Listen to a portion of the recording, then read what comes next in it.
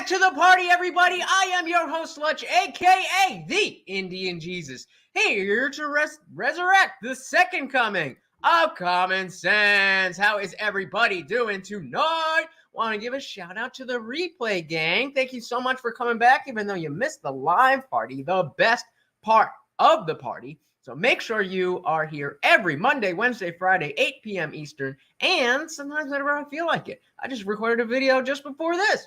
So hit the subscribe button, ring the bell, and you will never, ever, ever miss another Indian Jesus party again. I want to give a big thank you also to the sponsor of the stream, MySickShirt.com. Whatever your persuasion, they've got something for you.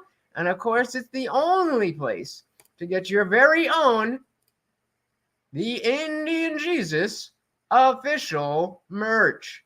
Only at MySickShirt.com. All right. How are we doing tonight? Who we got in the building? Hey, we got Kelly in the building. What is up? Shout out to the early gang. What is good? Everybody else is going to filter in shortly, but tonight, Andrew Tate returns. If you're not familiar with Rich Cooper of Entrepreneurs and Cars, I have a great, funny little video here to introduce to you. You guys know I love my context, so we have that. And then Andrew Tate did a podcast, Playing to Win, with Entrepreneurs and Cars with Rich Cooper. And there was a lot of fluff. So I got a couple different clips that we can go over, and a lot of it is about the entire notion of being canceled and kind of breaking the narrative that being canceled is a real thing. So before we get into that, let's check out who is Rich Cooper. And if you're an MMA fan, you will also recognize our other friendly gentleman here. Okay. If you cannot hear the video, please do let me know. Don't let me just sit here talking about a silent video. Let's do it. What is your grievance? So this is a call-in show. This is Rich Cooper, John Fitch, former MMA fighter, and then just some random chick calling in, and let's leave it there. I just want to know why you hate single mothers so much. And what makes you think I hate single mothers? The way you talk about everyone on your channel. Okay, and what have you heard? What am I talking about? You just make single mothers sound like complete scum.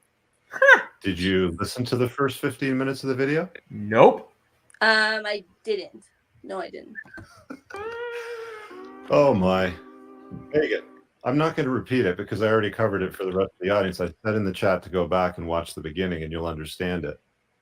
There's no hate. Like, what is the grievance here exactly? On your other videos that you talk about single moms, you talk about them like they're complete trash. And I'm not a single mother, but I think it's really offensive. She's not even a single mother, yet she has to take up arms here. But okay, so what's your position? So why are you actually offended by that if you're not a single mother? I'm offended because my mom raised me as a single mother. And Okay. I don't think you should be talking how did that work out? trash about women who are working hard with what they have. Okay, so what's the trash? Explain the trash part to me. Some of the other things you say in other videos Such just as? make women sound horrible. Like men are so much better than women. Women are just about fucking you guys. Can you be specific? I am being specific. I want to know. Are you though? Why you have such an anger and hatred in your heart towards single mothers. There's no anger, there's no hatred. That's not what it comes up with when you watch your videos. John? I have zero anger or hatred or dislike for the single mothers that I've dated at all. Even the one that was like kind of crazy and like put me up and Aren't like, they all? that I was a good father. I find I don't have no problem with them at all, but they're not compatible for me to date. It's not a good option for me to spend time with and put resources into at all. It doesn't work out, and I don't see a positive situation for me personally. So let's ask this question for clarity. So what do you think this hate is? Well, I obviously think you've been hurt by women. And I know you like to laugh about that, but it's not nice Culture by the to government. what? Of course. Always to the who hurt you. I was hurt by the government. Well, I'm Yeah. sure you were, and you guys can have your own opinion on women, but some women are trying their hardest. You know, some men aren't that great. Aw. So why are you so offended? Like, Yeah, because men aren't trying at all. I'm confused, because if I say something like, well, you're far better off dating a woman without children than a woman with children, why is that deemed as hatred by you? Not hatred, but some of the things you guys say on a, not you. Okay, so all of the things that you just said up until now were not relevant. Gotcha. Guys, just Richard. Okay. Some things that you say are very offensive towards women. Like, you obviously think that men are so much better. What is And- offensive? Well, I watched a bunch of your videos. I can't remember everything off the top of my head. I just don't get why. Remember, she called into this show. If you're just joining us, we are just checking out who exactly is Rich Cooper, as he does a different podcast with our boy Andrew Tate. But I just wanted to give a little context. You know how I love my context. So we have a single mother, or not a single mother, but a woman who's called in to say, why are you talking about single mothers this way? But as soon as we dig in, it's like, okay, so what exactly is your grievance? Then she's got nothing. It's just like you say things that I don't like, and like, I don't like it. Hey, we got Clark in the building. What is good? What is good? Welcome, brother. Welcome, welcome, welcome. I know you know who Rich Cooper is. If you haven't seen this particular clip, you will enjoy it. And then the main event of the evening. So she's just, saying, why do you hate single mothers? And they're saying we don't hate single mothers. So what's your problem? By Megan. That's what I'm asking you. What is it that you're offended by? Why are you telling men not to date women that have children? Because women without children are better. That's not true. Why Isn't it though? is it not true? What makes them better than women that don't have children? Not having I children. mean, how many single mothers have you dated? I Well, dated single obviously, dads before I got married, and Okay, you know what? Single dads aren't all they're cracked up to be either. Okay, so a woman without kids doesn't Shame? bring the level of complexity to a man's life that a woman with kids brings. You understand that, right? Sort of, but I just find it offensive the way you talk about mothers. Well, you're only offended because it's true. People don't get offended if it's a lie. I don't find it necessarily true. I had a deadbeat father. That you don't go around raw dogging women and making children. I mean, I'm sorry. Women need to have accountability for who they choose to have sex with. Yes, that's Yep. Like, where's your mom's accountability in that? Why is it Yeah, always She created an entire life for you with a deadbeat father. But it's the man's fault. the guy's fault? I mean, I'm sorry, but like, unless she was raped, like women are in control of who puts their penis in them, and they have options of like 30 to 40 different types of birth control. I'm sorry, that's it's like that's ridiculous. Okay, like I'm sorry, that's one of the biggest problems with single mothers is there's no accountability. What do you They think? chose to have sex with an undesirable male that wasn't going to be around and got pregnant by them, and you have 30 to 40 Who'da different thunk? options of birth control. yeah, but And how do then you if know I that a date guy's you not and gonna I get date out? you and then we get married someday, like I'm financially responsible for your children now also because of a mistake you made. See, that's and we're not going to get too far into the actual red pill stuff. Again, this is just kind of to show you what and who Rich Cooper is. But that's one of the big things that single mothers don't take into account when they ask you to date them. Is that like it's not just dating you. I'm dating you, and not in the direct way. That sounds weird. But your child is involved now. Your child is part of the equation. And they're just like, oh no, yeah, they're over there and whatever. It's like it doesn't work like that. So, did your mother take any ownership in this mistake, or was it all your dad's fault? No, my mother takes responsibility How as well. dare you? Okay, so maybe I should ask you this question: why do you hate men? I don't hate men. Ooh, I have a son. I don't hate men. I love my husband. I have a son. Well, it seems like perfect. resentment towards men and things that I say about. No, I get resentment to people that are talking shit about single mothers. Like some women work really hard to raise their kids. It's YouTube, so try to limit the swearing. Sorry. So, My question to you is, you think that single mothers are just as good as women without children? Or they're better? I think I'm a good mother and I'm a good woman. That was not the question. We're not talking about you because you're married, right? You're a happily married woman. Yeah. Or are you looking to get divorced? Like, No. where your relationship? No, happily married. Okay, so you're a happily married woman with children, but you're offended because I say to guys, hey, look, guys, if you're a 30-year-old man, you're chasing excellence, you don't have any kids, you want to get on your purpose in life, stay away from single mothers. And that's offensive because why? Exactly. Because there's women out there that have kids that are single mothers that are good women. Okay, but a woman without children in tow is a better choice for that guy. Absolutely. Why would he invite that level of complexity into his life? And this is something that, ironically, this is one of the first red pill videos that I ever saw. And it was recently after I was in a relationship with a single mother. And these are the things that I didn't know. These are the things that I didn't know. And you can see in real time, she's going to understand. Adding the level of complexity. But some men love children. So what's wrong with opening your heart to someone's child? Let me ask you this question. So you're a mother with a son. So let's say that your son is 25 years old and he says, hey, Mom, I got this great girl. She's got 3 kids, 2 of them from different fathers. I'm going to bring them over for Thanksgiving. It depends on the woman. Oh, now it depends. No, it depends on, because some women are really crazy and some women are really nice people. Let's say your son is dating. That was a moment of brilliance. Well, some women are bad and some women are nice people. This is the level of intellect. Whatever. 3 women. And 2 of them don't have any children. So the son's dating. Let me just back it up. They're nice people. Let's say your son is dating 3 women, and 2 of them don't have any children. They've got a great future ahead of them. You know, they're all 25. Your son's 25 years old. They've got a university degree, blah, blah, blah. And he's got this one girl who's got 3 kids in tow from 2 different fathers, who's also 25, who's got a train wreck of a life right now. She doesn't have things together, and she brings drama to the table. Would you be telling your son you should pick that woman with 3 kids, or you should go to Sally over there who doesn't have 3 kids? Boom. Boom.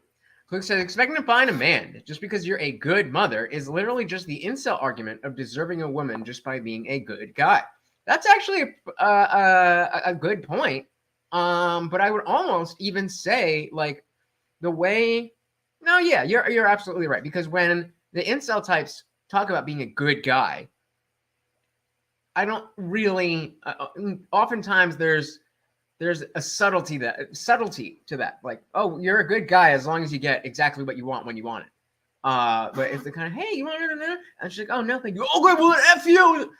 Those are the kind of good guys that are analogous to the good mother that she's talking about right now. On point, Kluk. On point. So again, I want to get the full story here. Would you be telling your son you should pick that woman with 3 kids, or you should go to Sally over there who doesn't have 3 kids? I would probably say the girl without kids, but I'm not saying that they're better. It's not that funny. We're not saying better choice. We're taking all emotion out of it, and we're looking at, like, you know, factual things. Practicality to your life. Like, you're going to take on more of a load, more responsibility. It's harder work to date a woman with kids. Yep. There's some men that have dated with a married woman. A woman with children. Okay, well, I'm not saying they're better or not. I'm just saying I don't think you should talk so much crap about mothers. It's just advice. I have friends who have married. I know you have a show where you talk about relationships, and single motherhood, as you've just demonstrated, is, you know, very relevant, especially to men. But I just don't like it. Okay. Women who had children and had children with them. Awesome. Great. I don't think any less of them at all. But, like, if they were to call me and ask me for advice, I'd say, I don't know if this is the best idea for you. Just being honest. Not because she's not a good person or whatever. I don't know anything about that. I'm just saying, just financially, whatever. Are you sure? I want to check and make sure they're absolutely sure. Because, some guys are going to be willing to take on the extra burden. Fine. That's up to them. But guys need to understand that they don't. That's the big thing, is that it's not saying you should never date a single woman. It's saying that if you are going to date a single woman or a single mother, you have to understand all of what comes with that, because it eventually will rear its head. And if you're not prepared for it, it ain't going to be pretty. You're going to have a bad time. Have to. You're not forced into that situation. And I think a lot of guys feel like they're conditioned into, like, you have to. Hey, we got Staditionalists in the building. What is going on? What is going on, buddy? says nothing wrong with the occasional MILF. Just make sure to put that rubber on, as you should anyway. Exactly. Well said. Welcome to the party, buddy. Good to see ya. We are just getting some context of who is Rich Cooper from Entrepreneurs and Cars, and then diving into the main event where he talks to Andrew Tate. This is just a single mother not understanding why single mothers are not a great dating option. You don't. You're allowed to have whatever boundaries you want to. And I think that's the message we're trying to get across. You can decide however you want to live your life. You can decide on whoever you want to date, and it's okay. Yeah, So- that's fair. So Megan, are you a stay-at-home mom or do you work? There you go. I'm a stay-at-home mom. Okay, awesome. So that's a nice job to have. And you got one child, two children? Two. Okay. Two. And your husband works full-time? Yeah. What does he do for a living? He's a contractor. Okay, so you've got a guy that's facilitated a life where you can be a stay-at-home mom and raise your son and be the parent that you want it to be. But you chose this man because I do. he could facilitate. I am ready. I am ready for a girl that's gonna, fawn over me, baby me, make sure I've got my, whatever, and I'm down with it. I'm down with it. I want to be taken care of because I'm gonna be out here doing shit. So when I get home, or when I'm done down in the studio, I want to be baby. Facilitate that. You could have had the choice Not in a weird way, but of another guy, let's say, that was also a contractor but had 3 children in tow from a prior marriage. Actually, I want to back this up, make sure we get the full Life where you can be a stay-at-home mom and raise your son and be the parent that you want it to be. But you chose this man because he could facilitate that. You could have had Oh, literally a mommy. Oh, hell yeah. Yeah, no, fuck that. Hell no. I mean, and the thing is that we were talking about this in Discord, is that it's not that you can never, you are unworthy of being with anyone because you're a single mother. That's not at all what we're saying. It's just that there's more to it. And yeah, the fact is, so flipping that on its head, the reason we don't want I thought you were saying like a girl who is a mommy in the sense that they will kind of baby you and whatever, but literally a mom, is because we already have issues with our own mom. I don't want another mom in the picture, especially if it's not my kid. Like, hell no. All right, let's finish this up and then get to the main event of the evening. the choice of another guy, let's say, that was also a contractor but had 3 children in tow from a prior marriage. But you chose the guy that had more disposable income because you wanted that to facilitate your stay-at-home mom lifestyle, yeah? Yeah. I have nothing against single women. There's some beautiful single women out there. I'm just saying that you have to make educated choices as an adult if you want to get great results out of life. You have the result that you have right now as a stay-at-home mom raising your son because your husband facilitates that because of his job, because he didn't bring extra drama to the table. You chose that. That was a good choice. Yep. Yeah. You would probably encourage your son to do the exact same thing when he's an adult. It's got nothing to do with we don't like or we like single women, single mothers. It's a better choice for men that are putting a dent in the universe to not invite that layer of complexity in their life. That's all it is. Okay, yeah, that's fair enough. You get it? I get it. Same page. Boom. And so the reason that I am that I picked this clip to show you guys is because Rich Cooper, definitely a red pill guy, but he's so far removed from the fresh and fit types, and even the like the DJ academics, all those type of dudes, they are in a different world, and they talk about similar things, but I think Rich Cooper does it way better. So with the two of them together, him and Andrew Tate, let's get into it. So this is specifically about Elon Musk and Tate getting back on Twitter. Have they harassed your mom, your sister, like other members of your family? They have. Yep, absolutely. They doxed my mom, my sister. They tried to dox addresses, hassling them for interviews, and they're just trying to put pressure on you. They're trying to put pressure on you, hoping you will crack, right? Yeah. But I'm a consummate professional. The best move I made in all of this, where they totally underestimated me, is I predicted this was going to come, and I leveraged myself against it. So when I knew they were going to cancel me, I kept saying, the cancellation's coming any minute now. When they cancel me, they're going to lie. This is what they're going to do. And I kept saying it so that when they did it all, they just gave me mass credibility. They made me look like an oracle. And I was an oracle. I knew it was coming. Well, it's not that hard to tell that doing what you're doing and getting as much fame and attention at the rate that you're getting it, that it's going to happen. I mean, just in his same circle. Sneeko was the same way. He's like, oh, they're going to do this, they're going to do that. And then he got banned, and now he's disappeared. I mean, I'm sure he's still doing his thing, but I haven't heard about him in the last month. Come on, man. We're doing so good before. Yeah. But I didn't sit there and say, please don't cancel me. I said, this is what they're going to do. Here's how it's going to work. It's all a trick. And when they do it to me, no, it's a lie. And then when they did it, obviously they galvanized my viewers into believing in me even more because I predicted the future. So I was leveraged very heavily against it. But the way it happened was quite scary. I can tell you right now, Richard, if you're ever going to get canceled, I can tell you how to know. Because a few things happen about. This is dope. This is information that specifically made me be like, oh, we've got something here. This is not just Andrew Tate talking about women. There is something more here. Before we get into that, Stitchless says it's pretty easy to predict you're going to get canceled anyway nowadays. He looks like a white male. Odds are he will encounter the cancel train. Well, I don't know. I don't think maybe the accent puts him more on the white side, but I don't know if you would consider him. I'm trying to think. I don't know if he's definitely in the white male, but definitely toxic masculinity and red pill and all of that stuff is just so easily cast aside. It's just too easy. It's just too easy. But it's these specific things that he's about to talk about that are very interesting. That if they start happening to me, and I start telling you guys about it, you know it's coming. Really? Straining. About a week in advance. All right. You know you're fucked. Let me know. Should I tell you? Fill me in. Right. So, All right. So leading the up. first thing they have to do is control the narrative.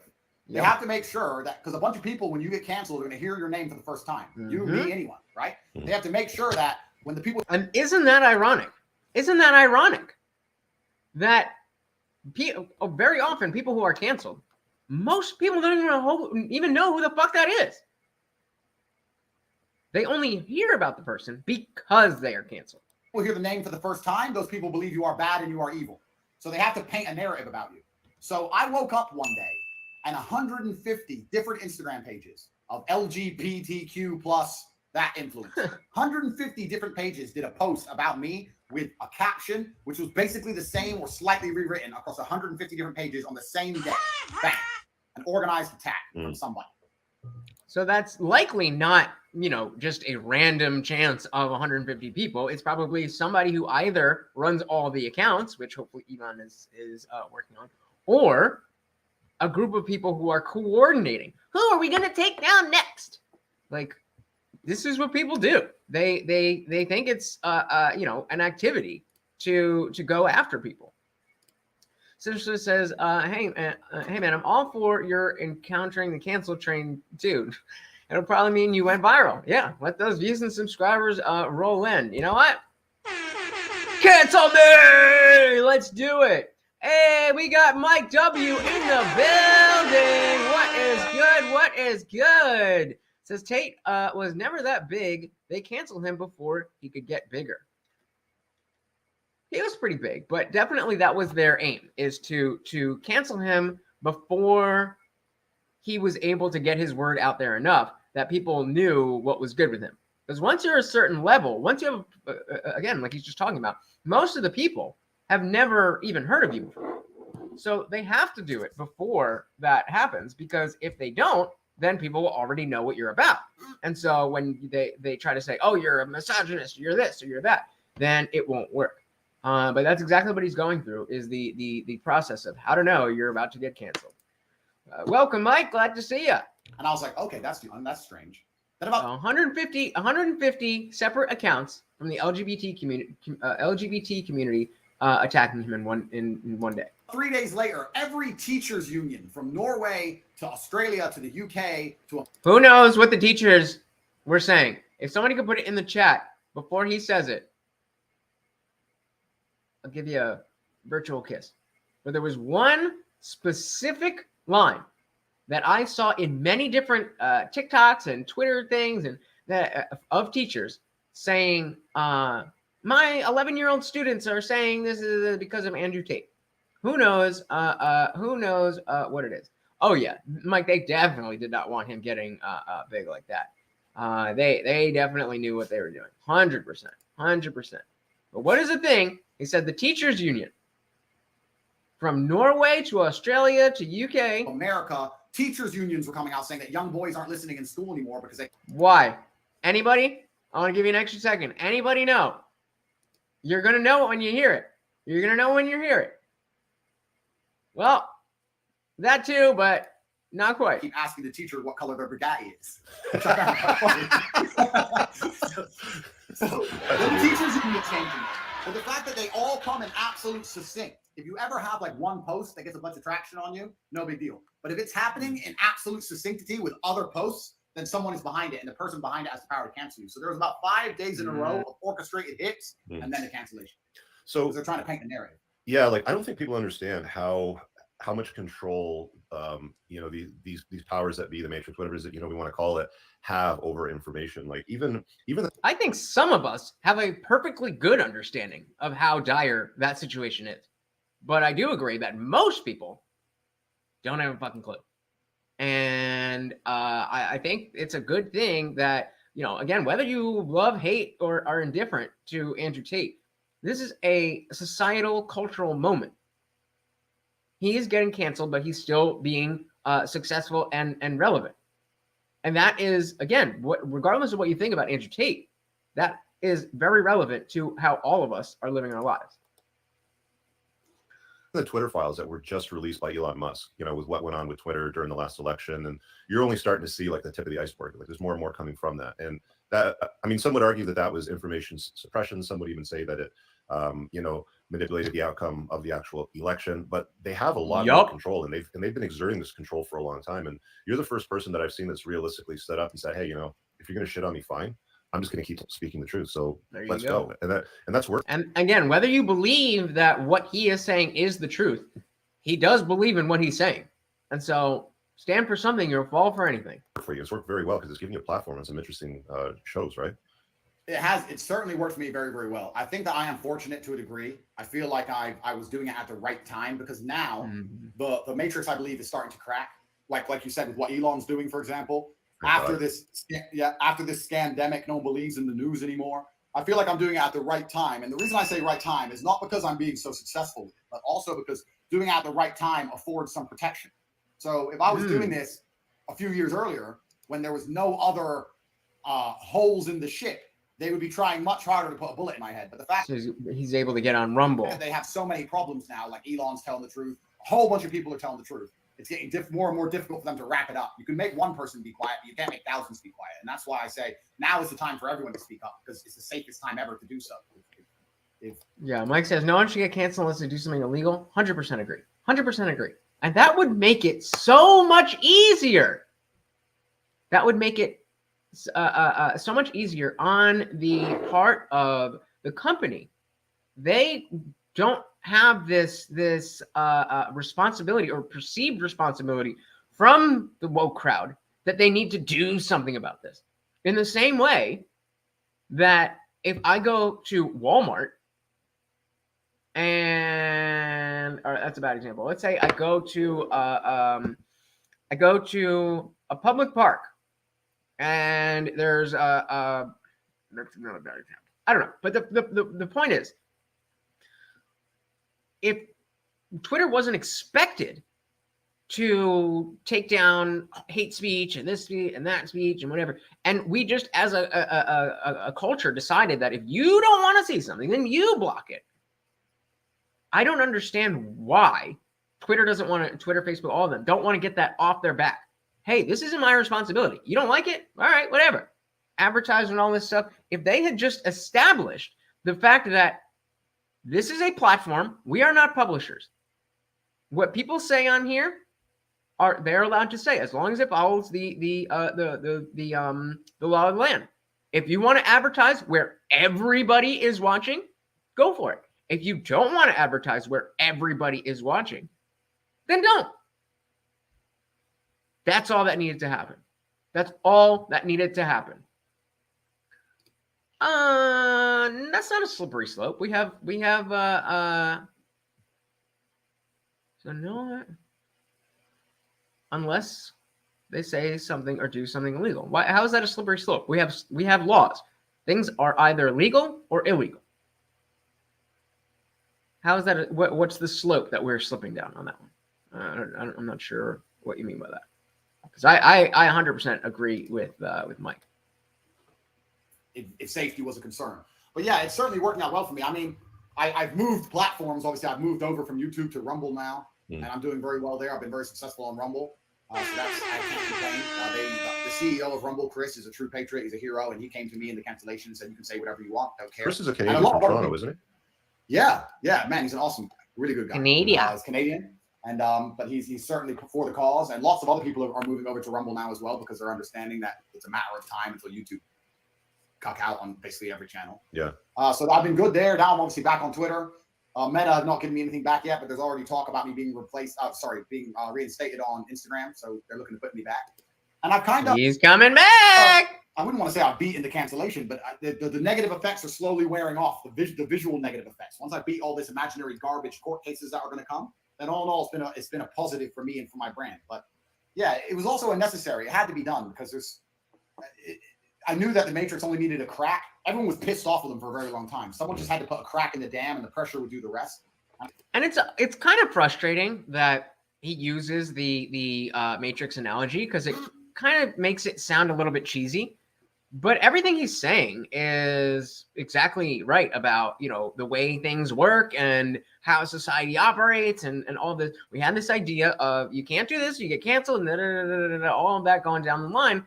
And we need somebody to step up and show that, you know, you can fight back. Because it's not like we are operating on the law of the land. It's not like people who get canceled are breaking the law. It's just people that they don't like. And I feel like one of the cracks that was missing is for somebody to show that being canceled doesn't work. And if you can show that, then people stop being afraid of their weapon, and then the weapon becomes less effective, and everybody will speak and will win in the end. So divine timing, perhaps. Hey guys, I really hope that you enjoyed that short clip. If you did, consider like I said, I got a bunch of different clips here instead of having to go through the whole thing. You know, they say iron sharpens iron, right? You know, it's gonna, you know, what doesn't kill you is only gonna make you stronger. And it seems like, I mean, you did all right, man. They, you know, they tried to cancel you and take you off all the platforms, and I still see you. Come on, what are we doing? Everywhere. Struggle stream. On every platform. Yeah, the cancellation certainly failed. I would like to believe, and I don't want to sound arrogant, but I think I'm one of the first people, if not the first, that it totally failed on. Because they came at me completely. They didn't come at me with some half lazy cancellation. Yeah. They deleted me from, it was full Alex Jones level, deleted me from every single application on my phone, froze my bank accounts, like completely tried to wreck me financially, lied about me in all the mainstream news, from CNN to Fox News to all the British tabloids, everywhere lying about me. They really went for me completely, and it didn't work. So just really quick, I want to point out here, notice that there is a thing here about community. It's not free to get in that community. There is high, I mean, I haven't been in it specifically, but the way that he talks about it and other people on other podcasts that he talked about it, that is a high level, like high value mail, like you got to have fucking 1 million jobs and $1 million and whatever. Not exactly looking to do that with the IndianJesus. But in terms of a community with like-minded people, very, very soon, very, very soon, will I be able to put stuff up here that people are going to be looking to pay for to get more of me. And not just me, but us. So make sure you join the Discord now while it's free. We have a $100 contest going on, and one of our top people just left in a fit of drama, so you might be right up there. But just wanted to point that out, and let you know that you're here on the ground floor. Take advantage of it. So Seditional says, getting canceled for saying something.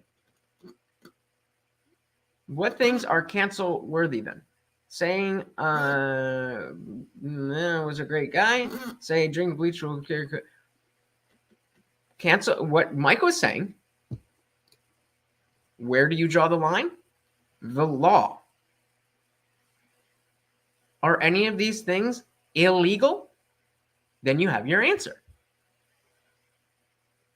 If you ask or if you tell people to go commit violence, that's not covered. I would draw the line there.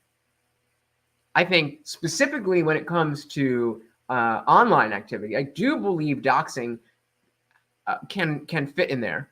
I don't necessarily think you should be canceled for doxing somebody, but other than that, if it's legal, it's good. If it's not legal, it's no good. That's where we draw the line. That's what I'm saying. I mean, I personally draw my own lines and will cancel people on my own terms, but I rarely feel the need to go all Karen and push for others to shun someone also.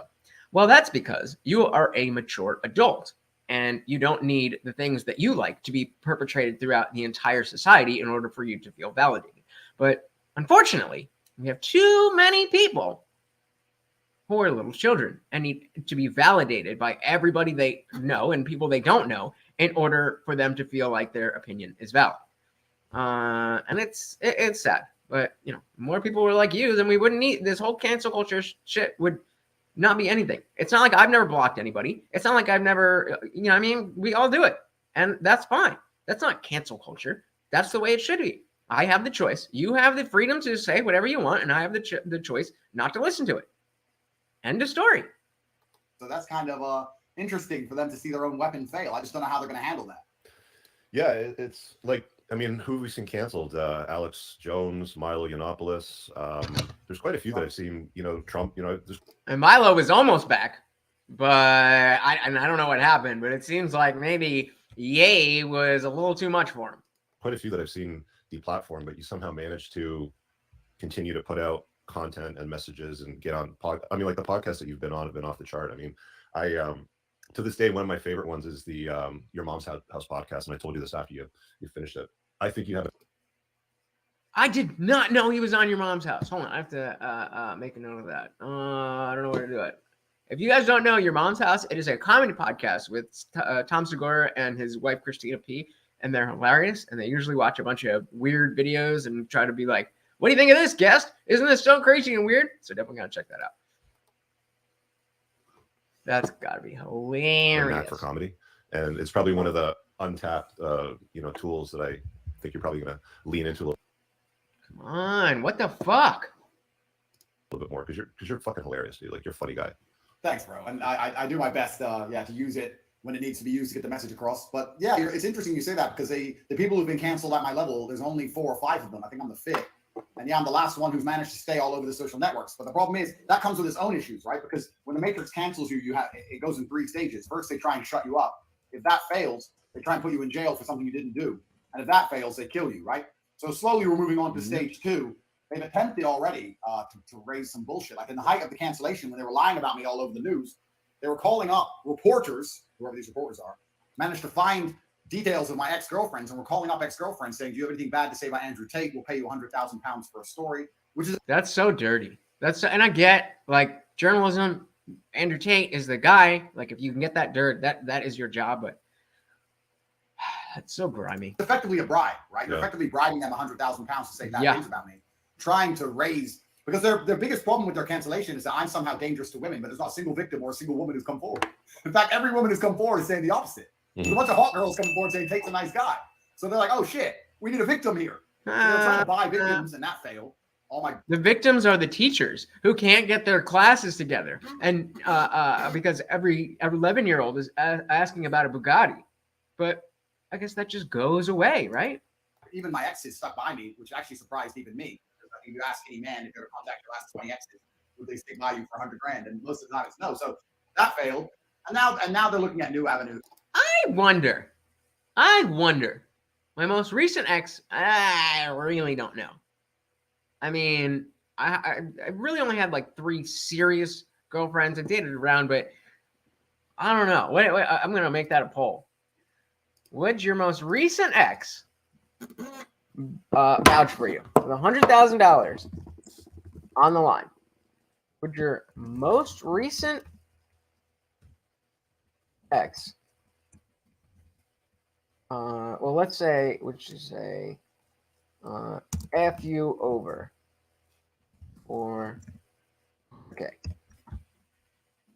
I am interested to see what you guys have to say about that. There's just legal letters starting to come through for a bunch of garbage. So now they're going to try and get me in trouble with the law. If you say yes, give me some stories in the chat. Come on.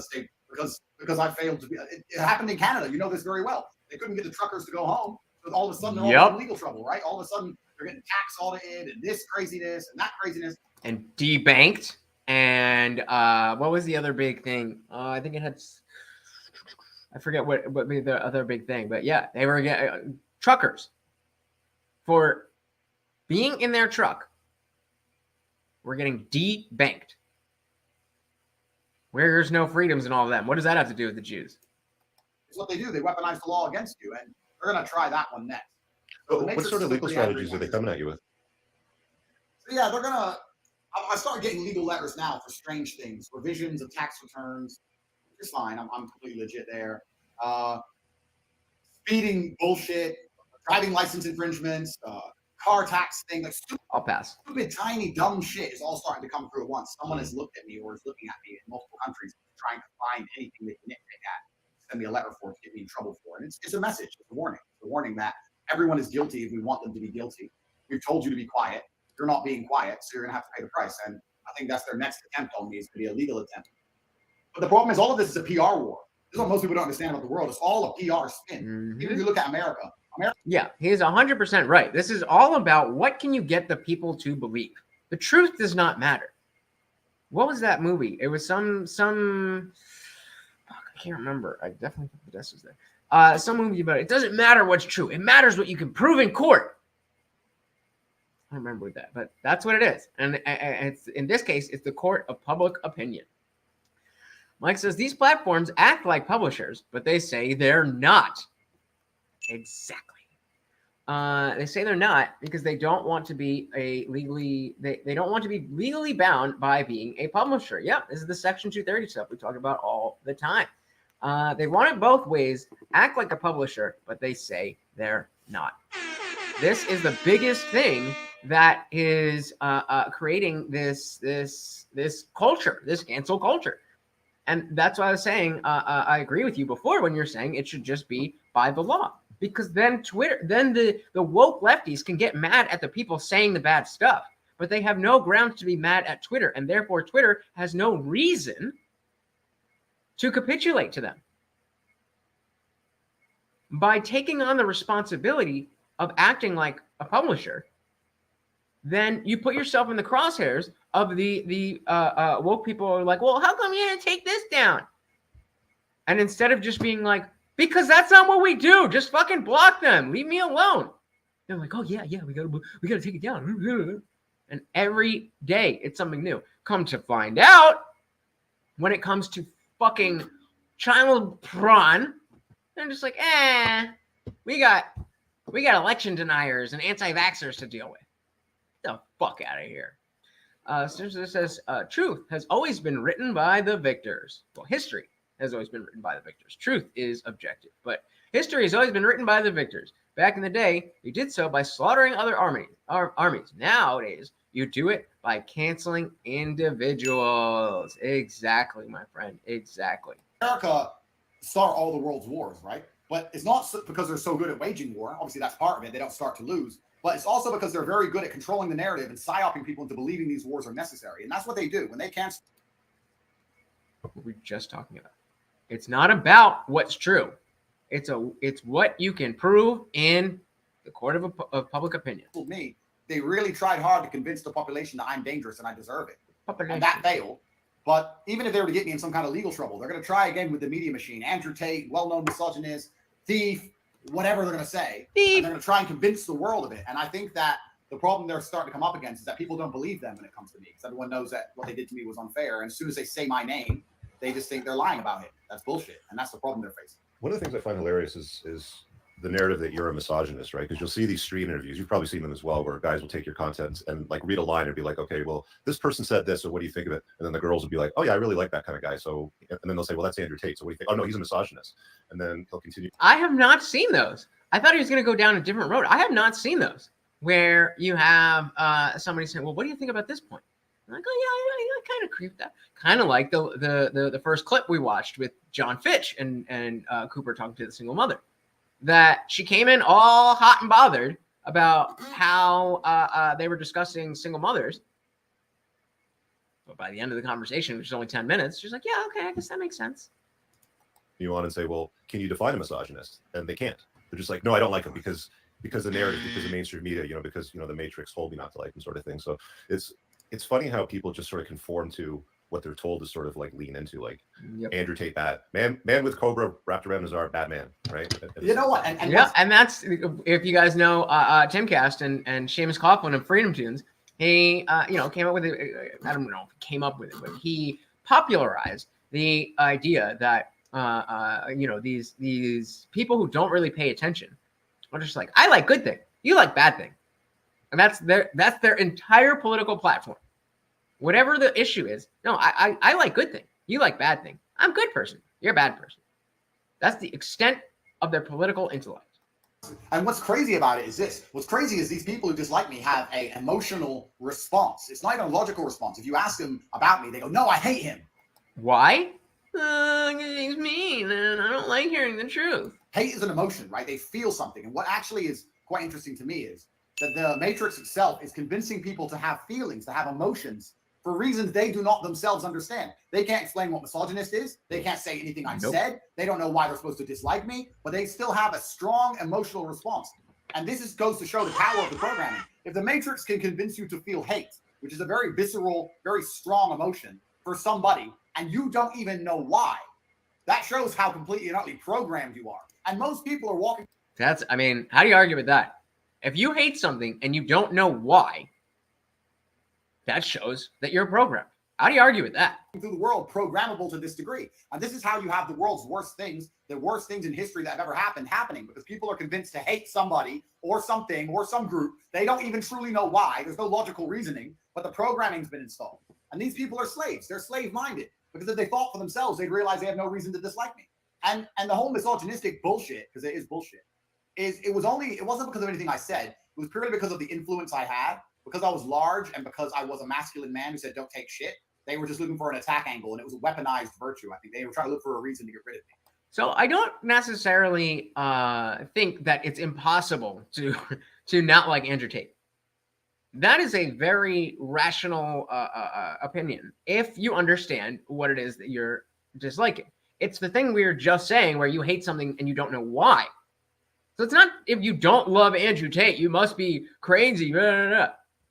That's not it. It's about understanding what emotions you have and why you have them. Mike said, I bet most people haven't heard Andrew themselves. They just what others have said about him. Yep, that's exactly what they're talking about. Just programmed, just like Orange Man Bad. Never watched a day of the news, never even looked at the tweets, just Orange Man Bad. But it's completely clown world. It's insane. Yeah. So anti-fragility, you're familiar with the concept? Yeah. So you're very Anti-fragility. I'm not familiar with the specific terminology, but fragility meaning easily broken, and anti being against that. So I guess that has to do with not being easily broken. anti-fragile. Environment like this. I know that you set yourself up to sort of be that way before the shit sort of hit the proverbial fan, where you have multiple passports, multiple driver's license, you're baller in your name as far as real estate and stuff like that. Did that play a significant role when they came at you to take you down and deplatform you? Like how robust was that system for you? Because it seems like it was pretty good. Yeah, Good question. absolutely and completely. Yeah, absolutely and completely. So my system, obviously we're live on the internet, so I'll be careful what I say, but my system has been flawless. And that's because it's designed to be. And I've always understood to a degree that the Matrix is going to come for me and attack me. And I'm very thankful I was as paranoid as I was, because there's times where I put in a whole bunch of money, a bunch of time, a bunch of effort into organizing certain things, and people didn't truly understand why I did it. But anything that was remaining in my name in a Western country was destroyed. So I had any bank account in my name was frozen. Millions of dollars were seized. If I had any property in my name, I'm sure there'd be trouble all around it. But do we think he's broke? Or do we think that he got it all figured out? Any companies that were in my name are under investigation. So everything that is remaining, all the things that are remaining, are things that I protected specifically. And you protect things very simply. I'll make it very clear to the internet how you protect yourself against the Matrix. You do it in a few simple steps. The first step is to make sure you have as little as possible in your personal name. That's the first thing. They can be owned by entities or companies or people you trust completely, which of course is rare, or trusts. That's the first way. The second way you do it is you try and spread it across multiple jurisdictions, because even the police, they're still human and there's still law that they must follow, even though I think they're criminals and they break as many laws as they can. They can break the laws of their own country relatively easily, the police. They can't break the laws of foreign nations for you. So let's say you had an LLC or a company in Canada. Instead of owning that Canadian company, you should get a company in Singapore to own that Canadian company. And then that company in Singapore should be owned by a trust in the Cook Islands. This is genius. This is genius. Before it goes on, I want to catch these. Mike says if Andrew was if he was for being a beta male and a feminist, he'd still be on these platforms. No question. No question. Kelly said, I believe he is wealthy. Oh, he's fucking wealthy. Now, I've heard a lot of people talk about, you know, I don't think that people who are wealthy behave in the way that Andrew Tate behaves, in the sense that he's flashy, talks about his Bugatti, all of that stuff. But one of the other clips, specifically having to do with the Twitch streamers, specifically Aiden Ross, that helped him get, you know, to where he was publicly. I think that really shows what his core drive is. So, you know, this clip's almost over. I think that one's next. But I'm with you, Kelly. I am with you. Is then owned by an entity in Vanuatu off the coast of Australia. So This now is for how them to you get hide to the your bottom of it, money. They have to talk to 5 or 6 different governments, some of which are very small, inept, lazy, slow to reply, backlog. And it makes it extremely difficult for them to get to the bottom of anything. And this is why the rich do what they do. This is why they deal with all these weird South American countries and Panama Papers and all this kind of stuff. And then I hated it at the time, but remember the 2016 presidential debate where Hillary was, you didn't pay your taxes or whatever to Trump. He was like, yeah, that makes me smart. You're kind of right. You're kind of right. The laws are the laws. So if you can legally not pay your taxes, why the fuck would you pay your taxes? Because by adding all those layers of jurisdiction, it becomes nearly impossible for one entity to penetrate. And the third thing you can do to make yourself anti-fragile, which I've done, is you need to penetrate the non-English speaking world. So in my example, if I were to go to any kind of payment processor, for example, they type my name in and Google me or Google anything to do with me and say, no, he's bad news. There's bad English speaking press about him. No. But if I were to get a payment processor that is primarily Chinese based out of Singapore, they don't care. Why would they care? I'm not in their sphere. They don't give a shit. So, or an Arab based, let's say here in the Arab world. So you have to also escape the English speaking world and find ways to get your things done in different jurisdictions as such. And that makes you anti-fragile. And that anti-fragility has worked perfectly for me. Like they've yet to actually damage me. They think they have, but they've yet to actually damage me. So the anti-fragility thing, just to tie a bow on that, is more just about redundancies and backup plans and making sure that you cannot be broken by outside forces, or at least that's what I'm getting from the conversation. A very funny story. In the height of the cancellation, they decided to do a Daily Mail piece on me, a huge hit piece. And the hit piece was that they looked up my name and they could see that I had a few not paid parking bills and stuff. I had like $1,000 of unpaid debts of parking bills. How dare you! And it was registered to my mother's old address where she used to live, which is obviously in a very poor area. And I had no credit cards, nothing. So they did this whole report on me and they said, the whole expose is that I'm not really a millionaire, right? He owes money and he's registered to this terrible address and we can't find any assets in his name. He's a brokey. And they contacted my PR company before they released it for a statement. And my statement was absolutely amazing detective work. I'm sure you understand that all rich people hold everything completely in their names. The Bugatti I'm driving is fake and the private jets I'm on are fake. Please print this story. When I replied back, they didn't even print the story. So they realized that these are laughable. But they tried very hard to find out what I own and where it is, etc. The only way you can protect it is to hide it. You shouldn't have to do these things, right? But you do. Boom. You shouldn't have to do these things. But when they're coming after your livelihood and your money and your family for simply speaking things that are not even close to illegal, you got to do what you got to do. People don't understand. People call me paranoid. If you're just going to buy a house and keep it in your name and say, I own this house, you're going to learn very quickly you don't own a fucking thing when you are doing the government. You have to hide behind layers. It's unfortunate, but it's the game. Hey guys, I really hope that you enjoyed that short clip. If you did, consider That was some real knowledge from somebody who has got money, who's got shit to lose, and knows what they are. What's at stake.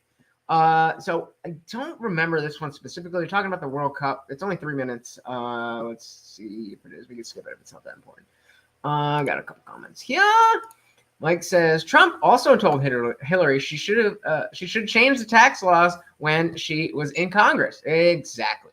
So just covering your bases nowadays is called anti-fragility. Is that because cancel culture has gotten so big, or because common sense has become more rare? Well, you know me. I definitely believe that common sense has become super rare. But I think there's also just this whole idea of, say it with me, folks, semantic obfuscation. The more terms you can have for things, the more educated you can seem without actually having to know anything. You don't have to know anything new to talk about anti-fragility. But you can talk about it as if it's this new concept, when really it's just covering your bases. And so, I don't know which one it is. I think it's probably a combination of both. But you're right. It's just, think back to the George Carlin bid, where they were talking about shell shock, and then it became battle fatigue, and all the way down to PTSD. Anti-fragile is risk management. Why they need another name? Who knows? Let's see what Tate has to say on the World Cup. What do you think of the World Cup situation? Have you been watching it? Yeah, I watched England get their ass kicked yesterday. Terrible game. Bro, you know what? The English in the It's a terrible game, like soccer in general. Comes out around football. I know. Because the English care so much. Yeah. And we never win, ever, anything. It's fucking so annoying. But and especially to the French. Obviously I had to beat the shit out of Luke. He's part French, so I beat his ass. But the World Cup's been interesting. It's been very funny to watch the Western world try and complain at Qatar like we have some degree of moral high ground because Qataris don't want to pollute their culture by promoting LGBT garbage to kids. We in the West think that we are the only moral people on earth. And if another culture says that you shouldn't be promoting LGBT ideals to children on television, how dare you? Football has nothing to do with gay sex. So just let it be football. Wait a minute. Are you telling me? You are telling me that gay sex has nothing to do with soccer? Could have fooled me based on all the advertising. This is how long before the letter F for fragility gets added to the inclusive alphabet. That we're going to somehow pretend we're morally obliged to attack their institutions and their religious beliefs. That's absolutely utterly insane. The West has no moral high ground whatsoever. The things we do in the West are disgusting. Some under the guise of LGBT, whether it's chopping kids' dicks off, or just some other things in general are disgusting, like all the wars we start and the innocent people we kill. To sit here and pretend that we, as a Western conglomerate, are the only moral people on earth is truly asinine. And I respect the Qataris for standing up what they believe in and saying, no, we don't care. I completely respect that. And obviously they're doing that under a religious belief. And I don't see why religious beliefs should be thrown out the window temporarily for sports anyway. So I completely respect what Qatar is doing with the World Cup. I actually, as a raging atheist, I 100% agree with that when it comes to the Olympics or the World Cup or something that deals with a lot of different cultures, religions, and stuff like that, that it's best to just keep all of that out of it. It's best to just focus on what we're here for. We are here to see which country has the best soccer players in the world. That's it. That's it. I get that there's advertising and, all of that. But I don't understand how you can be, such an outspoken liberal and talk about all the whatever woke bullshit that you spew every goddamn day. As if Qatar, put that in a box in itself. FIFA, the company itself, inconsistency, and you know, like Tate was saying earlier, programming. You hate things and you don't know why. Done a fantastic job with it, and I think the West can get the fuck over it. Why do we have to mix this fucking? I'm asking why as a rhetorical question because I already know the answer. Why do we have to mix all these fucking agendas with everything? Why does football have anything to do with the agenda of LGBTQ acceptance? And they're completely unrelated. What they're trying to do is to take. That's not real, Kelly, is it? There's an ad where it says football is gay. Like trying to appeal to gay people, or trying to? I gotta see that. You got a link or something? I'll pull that up right now. So the problem with the World Cup is that shit got bribed hard. Yep. It has nothing to do with religion. Shit's tainted. And yeah, I'm not going to say that out loud. But I mean, FIFA has been a corrupt company for so long. And this is something that is widely known. They have documentaries on Netflix about how terrible this is. This was widely reported on. But, you know, President Biden didn't say put a Ukraine flag in your profile, so you don't have to care about it.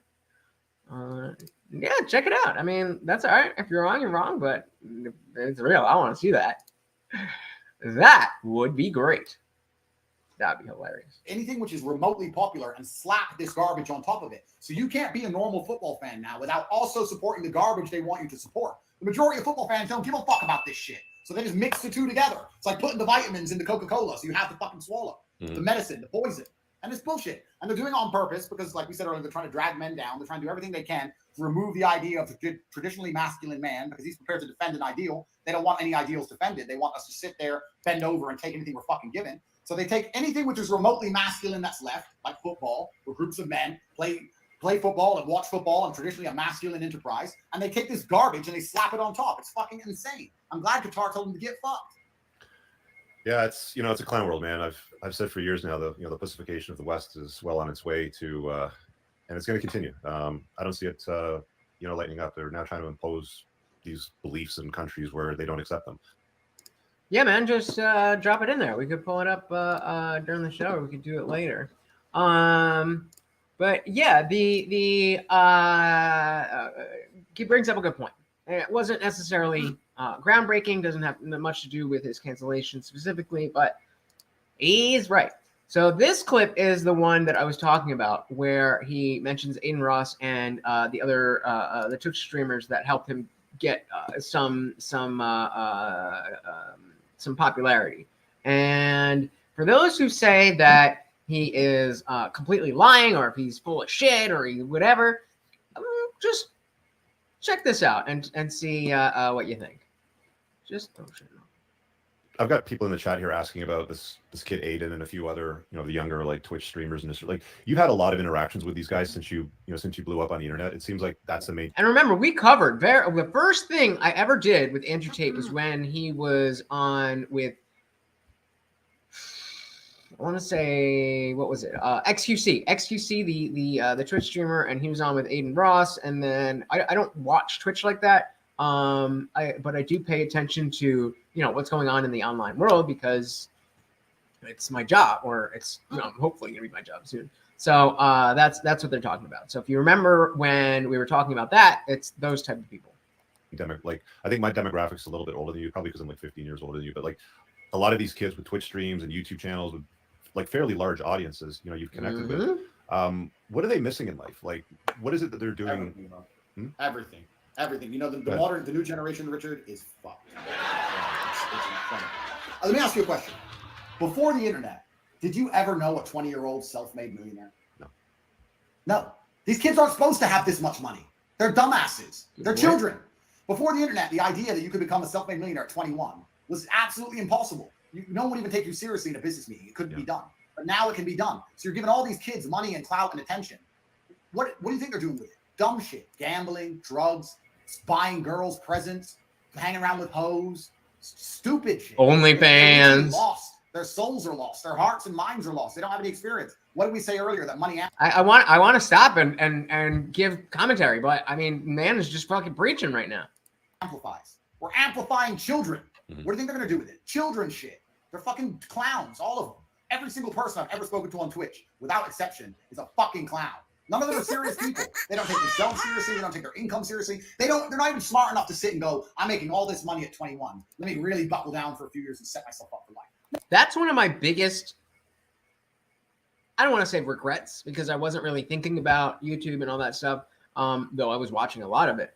I always knew I wanted to have a YouTube channel, and especially the fact that I didn't start over when everybody was locked down, because so many channels blew the fuck up because nobody had anything else to do.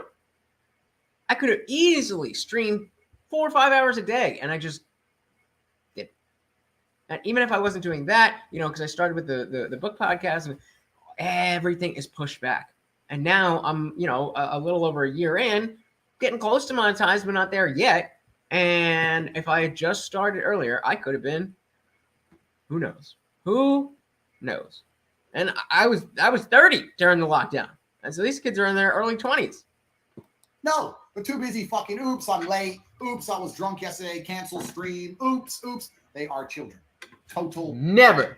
Notice, guys, I have never. I was a little late today because I was working on, I was editing another video. But I have never, ever been late for a stream. I've had to start streams later than 8 p.m., but I'll let you guys know. Hey, I got to work, so we're starting at 8:30 today. That's how important I view this, and that's how much care I put into this. All of them. Have you seen any of them adopt any of the advice or any of the teachings that you've provided? I have faith in Aiden. He's the only one Sneeko! So I'm trying hard with Aiden to show him that if I was his age with his kind of money, I would be so far ahead than I already am. Like, I couldn't even afford to fucking eat. The guy should at least be in shape. Get a personal trainer and get a dietitian. You have all the money in the world. Why are you out of shape? It's ridiculous. I'm trying to instill something in him, because if I can make him transform his life because of his popularity, it will genuinely inspire millions of children. So I am trying, and I am trying with a philanthropic goal, with a good heart. So when you know, when Kelly earlier said, I believe he's wealthy, when you say things like that, it really makes me think that you're not, whatever it is that you're doing, it's not that you're trying to get money. It's not that you're trying to it's not that you're trying to enrich yourself. Of course, he could be lying, but at this point, why the fuck would he? That it just doesn't make sense to me. And again, believe nothing. Oh, I'm full screen. Oh, believe nothing except that anything is possible. It is possible that he's lying, but probably not, though, right? Let's see just 1 minute. Still something in him, because if I can make him transform his life because of his popularity, it will genuinely inspire millions of children. So I am trying, and I am trying with a philanthropic goal, with a good heart. Philanthropic or philanthropic? I have some faith in Aiden, but the rest of them are completely lost. They're popular, so you might have to correct me here because I don't watch their shit, but they're popular because they Twitch stream themselves playing like Fortnite, or they're just shit talking each other online. Is that where they got their popularity from? Yeah, I don't completely understand it either. I said shit. Me too. I am a streamer, and I still don't get how Twitch, like, what is the? I mean, I guess I'm just a boomer in that way, and like that's why when people come in to the streams from Twitch, and like, can we watch something else? It's like, yes, you can go watch whatever else you would like. I'm doing a show here. Thank you. Bye. So I don't fully get how these Twitch streamers get that big, and how people have the time and interest to spend hours a day watching them. But it's there. It's there. So, hey, we got I am that I am in the building. What is good? What is good? It says the guy is arrogant, but has every reason to be arrogant. He has been successful both as an influencer and a kickboxer, as well as a businessman and I mean, can't argue with that. Can't argue with that. No, that doesn't necessarily mean that because you can be arrogant that you should be arrogant, but certainly doesn't mean you shouldn't either. There's a degree of luck in who blows up and who doesn't. And Yup. obviously sometimes there's some luck involved, or I don't know, sometimes some big event happens to one of them and he kind of blows up. But they end up being the background noise for children. So the kids who sit on the internet all day with these streams in the background and kind of semi-watch them with their barely cognate brains, just ingesting the garbage while they play video games and talk shit. Barely sentient individuals on both sides of the screen. Type a 1 in the chat if you are actively watching this. Just curious. A very remarkable insight into how fucked the world is. As opposed to me being in the background. Everyone on Twitch is a loser. Everyone on Twitch is a loser. And there's full-grown men as well, and I've spoken to them. All of them. Yeah, there was some 40 or 50-year-old guy who was the oldest Fortnite player that you had a back and forth dialogue. The guy with the purple hair, I think he was in an airport. Come on, man. That guy, yeah. Like this is lost people, bro. Just lost individuals. And it's not me hating on the platform, because I mean it's a video hosting platform, right? Yeah. It's just hating on the idea of people sitting and consuming 10 hours a day, some other person talking shit and wasting time. It's all pretty detrimental to Western society. I'm going to try my very best with Aiden. He's the one I believe in most, and I hope I can get something out. Fair enough. That counts. I just said type 1 if you're actively watching, as opposed to just having me on in the background. So I appreciate it. At least somebody's here for me. So that's what I was saying earlier about when, if he is doing things to enrich himself, or if he does have these philanthropic goals. Hey, we got Frankie D in the building. What is good? Welcome. Not sure who Andrew Tate is? Well, you are in the right place, my friend. We are getting a good look at who exactly is he. Hey, we got just the cock in the fuckery in the building. What is going on, girl? How are you? It's been a minute. Where the fuck you been? Said society doesn't prop up humility these days. Humans are in love with arrogance. Yes. 100%. And again, what I am saying is maybe that's not a bad thing. Maybe we want people to do things in life that get them to the place where, again, you don't have to be arrogant, but you can be arrogant because you've done shit. Now we have a bunch of people who are arrogant who haven't done shit. And so often you get people who are one or the other, where they haven't done shit and are arrogant. Or they've done a bunch of shit, but they're modest and humble. And I mean, obviously, you'd prefer the modest and humble person either way. But I do think we need some people, putting that energy out there and showing that it is good to set the bar pretty high. Yeah. All right. Well, glad you're here. Either way, glad you're here. The story. Yep, exactly. So this one is specifically about when he was on Piers Morgan, which again we covered. So if you haven't seen that video, then it'll make a lot more sense if you go watch that after this. There's been some personal parts of your life that have been aired. Somebody was asking me to present the question about, I think it's Adam Sosnick is his last name, airing your personal business to the public when it came to your.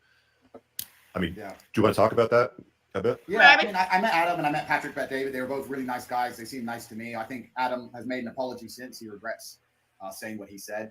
I'm not entirely sure why he decided to say that, but I don't remember specifically what they're talking about, but Adam and Patrick Bet-David were for the Valuetainment podcast, which we also watched and covered on this channel. So if you don't know who Andrew Tate is and you are interested, there's plenty of content on this channel. Go check it out. It is what it is. But yeah, it's starting to leak now. I think the world's starting to understand that when the feminists, the blue-haired angry feminists say, oh, this Andrew guy is lonely and he's going to grow up childless and all this garbage, they're starting to realize that's simply not the case. It's actually far from it. And, T and I have kind of embarked on a journey, which I would say is the old-fashioned way of doing things. Does anybody know who he's talking about when he says T, or what he's talking about? Is that like his girl? Which is to ensure that we have as much genetic legacy as possible. And we're very successful so far. I guess that's a nice, polite way of me saying it. And that's basically what we're doing. It's actually funny. I won't say his name because he's a really good friend of mine. And since I've been so well known. I've gone to a lot of very exclusive events and parties and met some very famous people. And I've met a guy who's exceptionally famous. I won't say who it is, but this person, and he's a household name, everybody would know him. He has he's done something similar, or he's on the same embarking. And he said, listen, if you get to a certain level of money and power, you realize that nothing else really matters. Ooh, when you get to a certain level of money and power, nothing else really matters but your genetic legacy. I am not that rich. Anywhere close. He's taking very elaborate steps to have children. I think he's using surrogates. He has like 65 children so far. What? What? Hey, we got Trey in the building. What is good? What is good? You are probably right. He is probably talking about his brother. And that is, well, when you said T, but that is, you're on point. But 65 kids? Just, that's crazy. I'm trying to think about what level of involvement can you have with that many fucking kids? That's too much. That's too much. 65? No, he's got to be exaggerating. He says, let no man speak only kind words or accept gifts and praise. Humbleness from the powerful reminds the world you are mortal. Like it. From Emperor Octavian Augustus. Emperor. Interesting. I want to back this up a little bit because 65. Nothing else really matters but your genetic legacy. And he's taking very elaborate steps to have children. I think he's using surrogates, and he has like 65 children so far. But once you can buy, even Rich was like, holy shit. Look at that. But once you can buy, but this is all secret, right? So nobody knows going to know who I'm talking about because nobody knows what he's done. But once you can buy children for money, I mean, money is not that important compared to your genetic legacy. So you get to a point where you just think, oh, fuck it. Well, why not? I'm interested in not gone to that extreme, but we have enough money to take care of a lot of baby mamas. Let's put it that way. So we're doing okay. And I try and protect that from the internet. I don't say too much what's going on in my life because I don't think it's that relevant, and also to protect all parties involved. But yeah, but again, it comes back to the question. One of the big red pill tenets is how important it is to have a father in your life. So are you saying, because I mean, if you're saying that you have these situations like surrogate families where you're going to impregnate this woman and her and a man are going to raise that child, that makes a little bit more sense. But I don't get what the exactly. Yeah, I thought baby mama was that exactly. To date though. And so this goes in. So it must mean that he's not spending time with them. He's not dating them in the traditional sense. He's literally just using them as surrogates. Now, when I say using them, I don't mean abusing them necessarily. I don't know, but how do you just drop that and not get into to more of what that means? Witchy Frankie. That is wild. That is wild. On my life because I don't think it's that relevant, and also to protect all parties involved. But Adam shared a bunch of it, and I accept his apology. But yeah, it was certainly inappropriate. Yeah, I always find it's interesting that people try to pry that much into, like, because you have somewhat of a public presence. It's like, Andrew, you have to show me what your girlfriend, what your whoever looks like. Like, why are you showing me your, like, why? Because like there's insane people out there. Yeah, I think Chicago. I think that would make sense to me, because if especially with this whole baby mama bad thing, and the notion of how important it is to have a father in a child's life, it doesn't really seem like this would be kosher with the whole manosphere red pill community if he's just out there creating single mothers.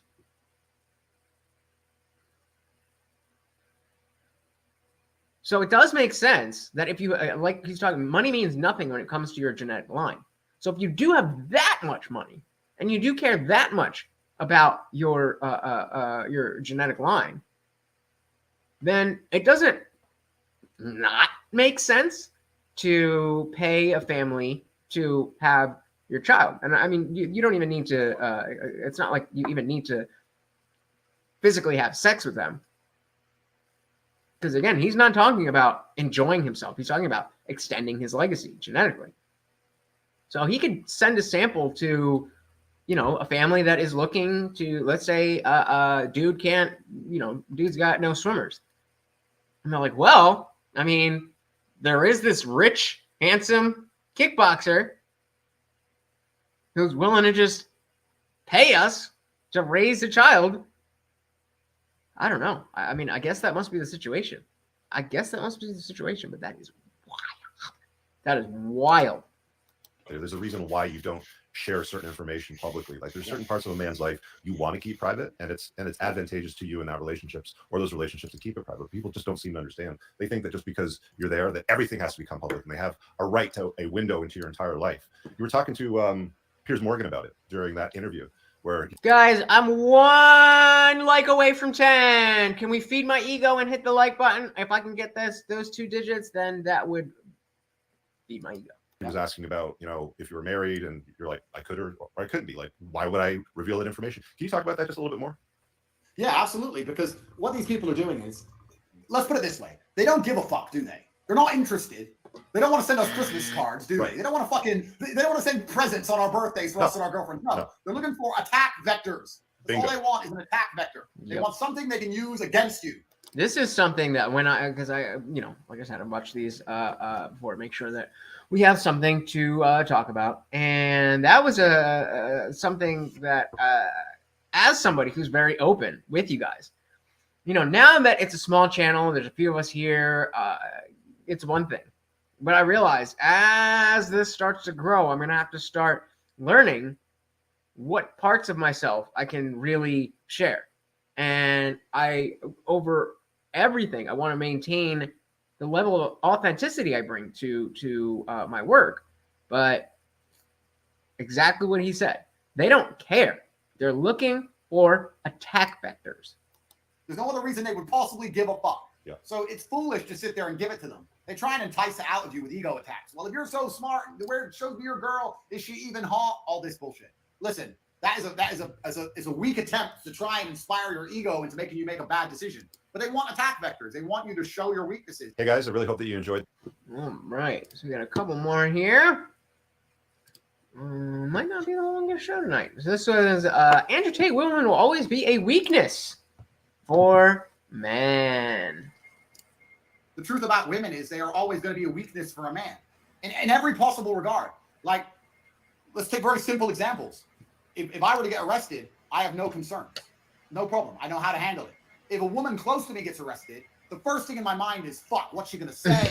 Does she know to shut up? Like, even if her heart is pure, even if she wants to protect me, she might just say the wrong shit. Yup. Women are easy to attack. The government will attack your woman. Your enemies will attack your woman. Like, advertising to the world your weakest point is foolishness. So, yeah, you can't do that. And a lot of people who do it are going to they're certainly going to end up regretting it. I ask you, Richard, you can tell me, have you ever seen a dude, like, completely obsessed over a chick and simping over her and telling the world how great she is, who doesn't end up regretting it? Like, Kim left Kanye, Tom Brady's bitch left. Like, all these girls end up leaving anyway. It's like, and now the reporters go, okay, if we want to see if Tom Brady likes some butt stuff, let's just call his ex up. Like, It's crazy. You're just advertising to the world attack vectors, and I don't think many men think far ahead enough to understand. Yeah, it's a dumb argument. It's always like, well, show us proof. Let's look, guys. These are the same guys that know that women like rich, successful, funny, competent, strong, virtuous, like men, right? It's like, who do you think's getting the girls, dummy?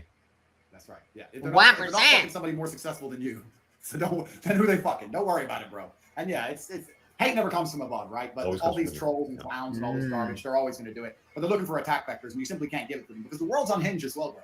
Like, we were talking about the fame thing earlier. One things that started happening since the fame thing is that people are trying very hard to work out where I am, and they might come with good intentions. But if I'm in a hotel and I don't advertise it, and someone manages to work it out and turns up at my hotel asking for me, that scares. I don't like it at all. It happens quite often. And even my house. That's stuff like that is, I mean, I understood the notion of what fame is and what fame is turning into with the social media age. And obviously I want a lot of success for this channel and this community.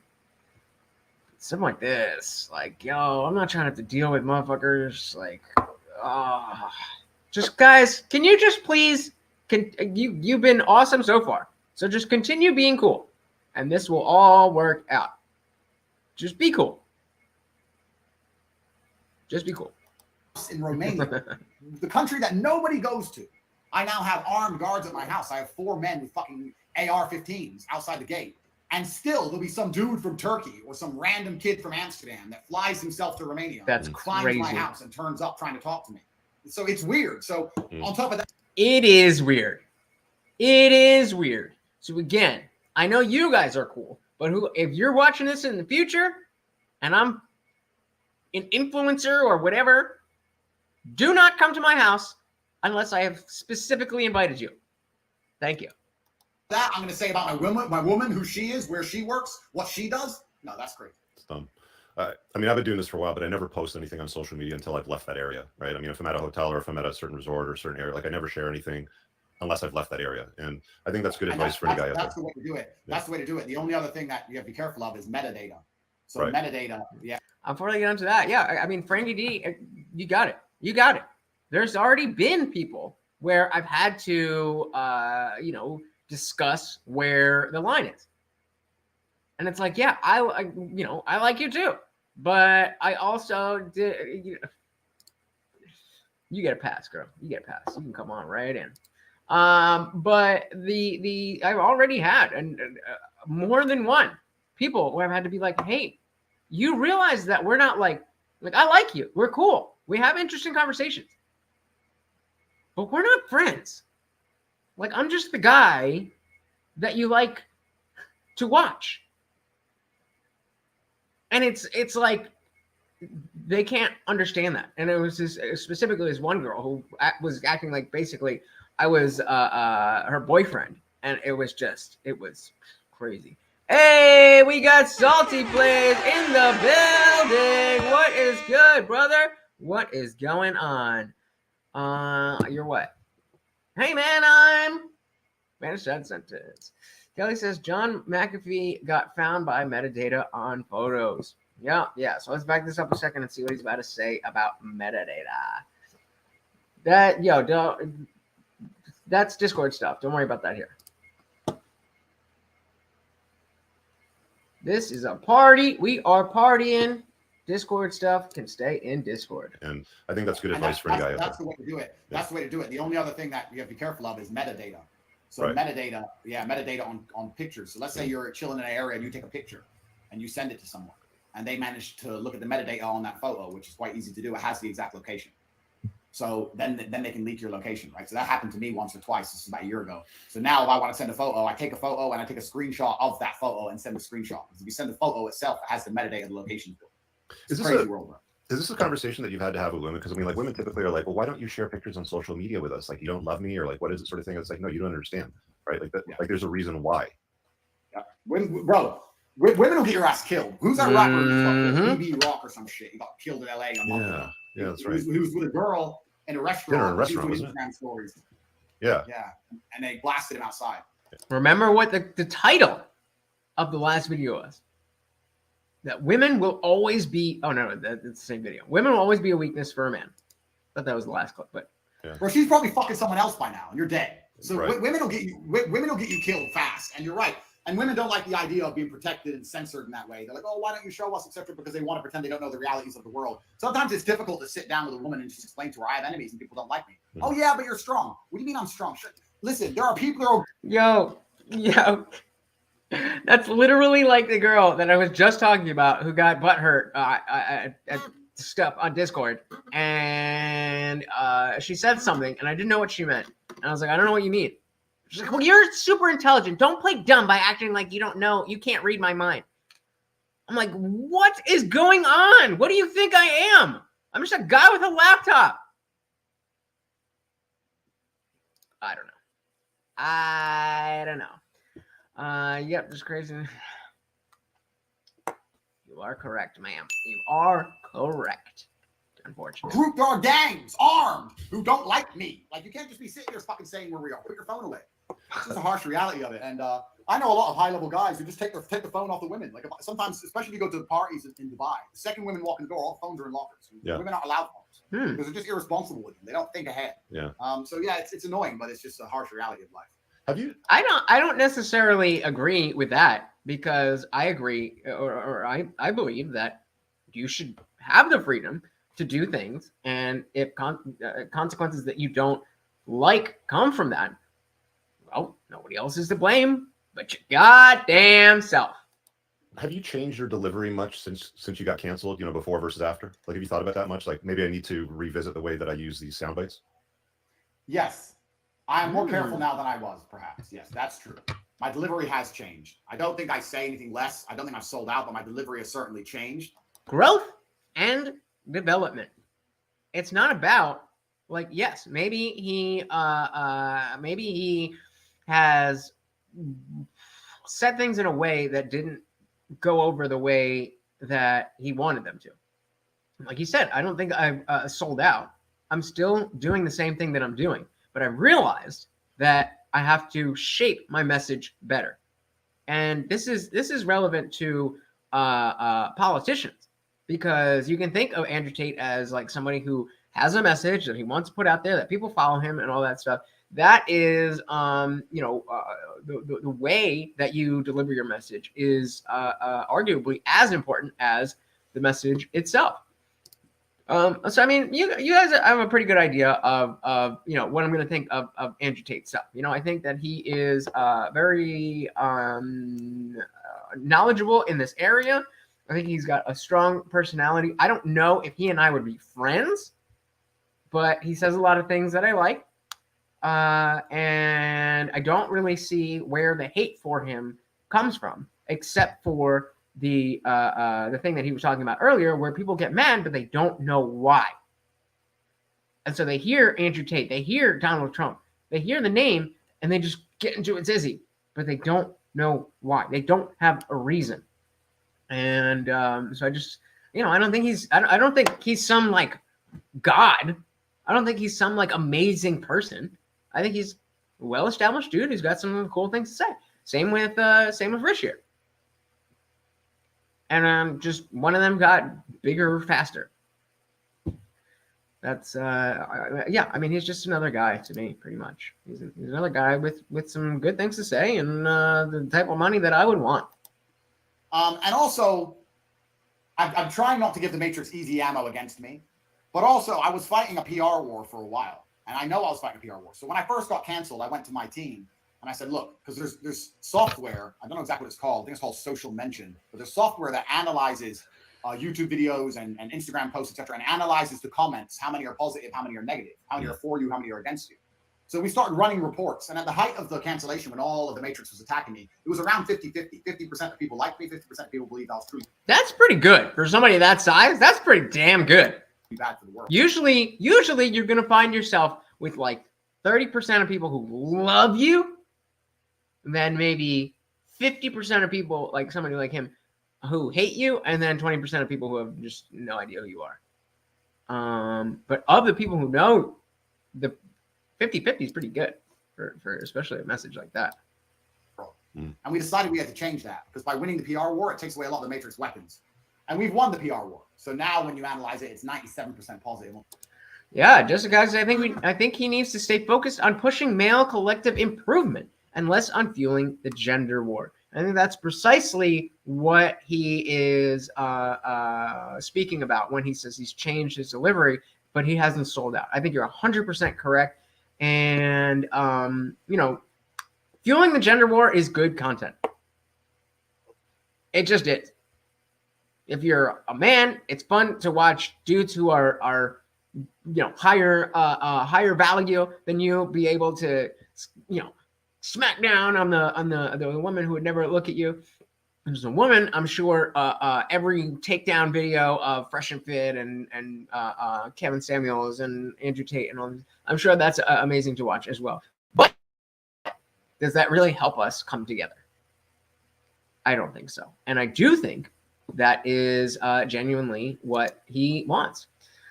Jessica goes on to say, if he thinks all women are dumb, at some point you have to ask, why are you hanging out with so many dumb broads? I don't think he thinks all women are dumb. I think there is an operational difference in how men and women view the world, and I don't think he would say all women are dumb as much as he would say all men are smart.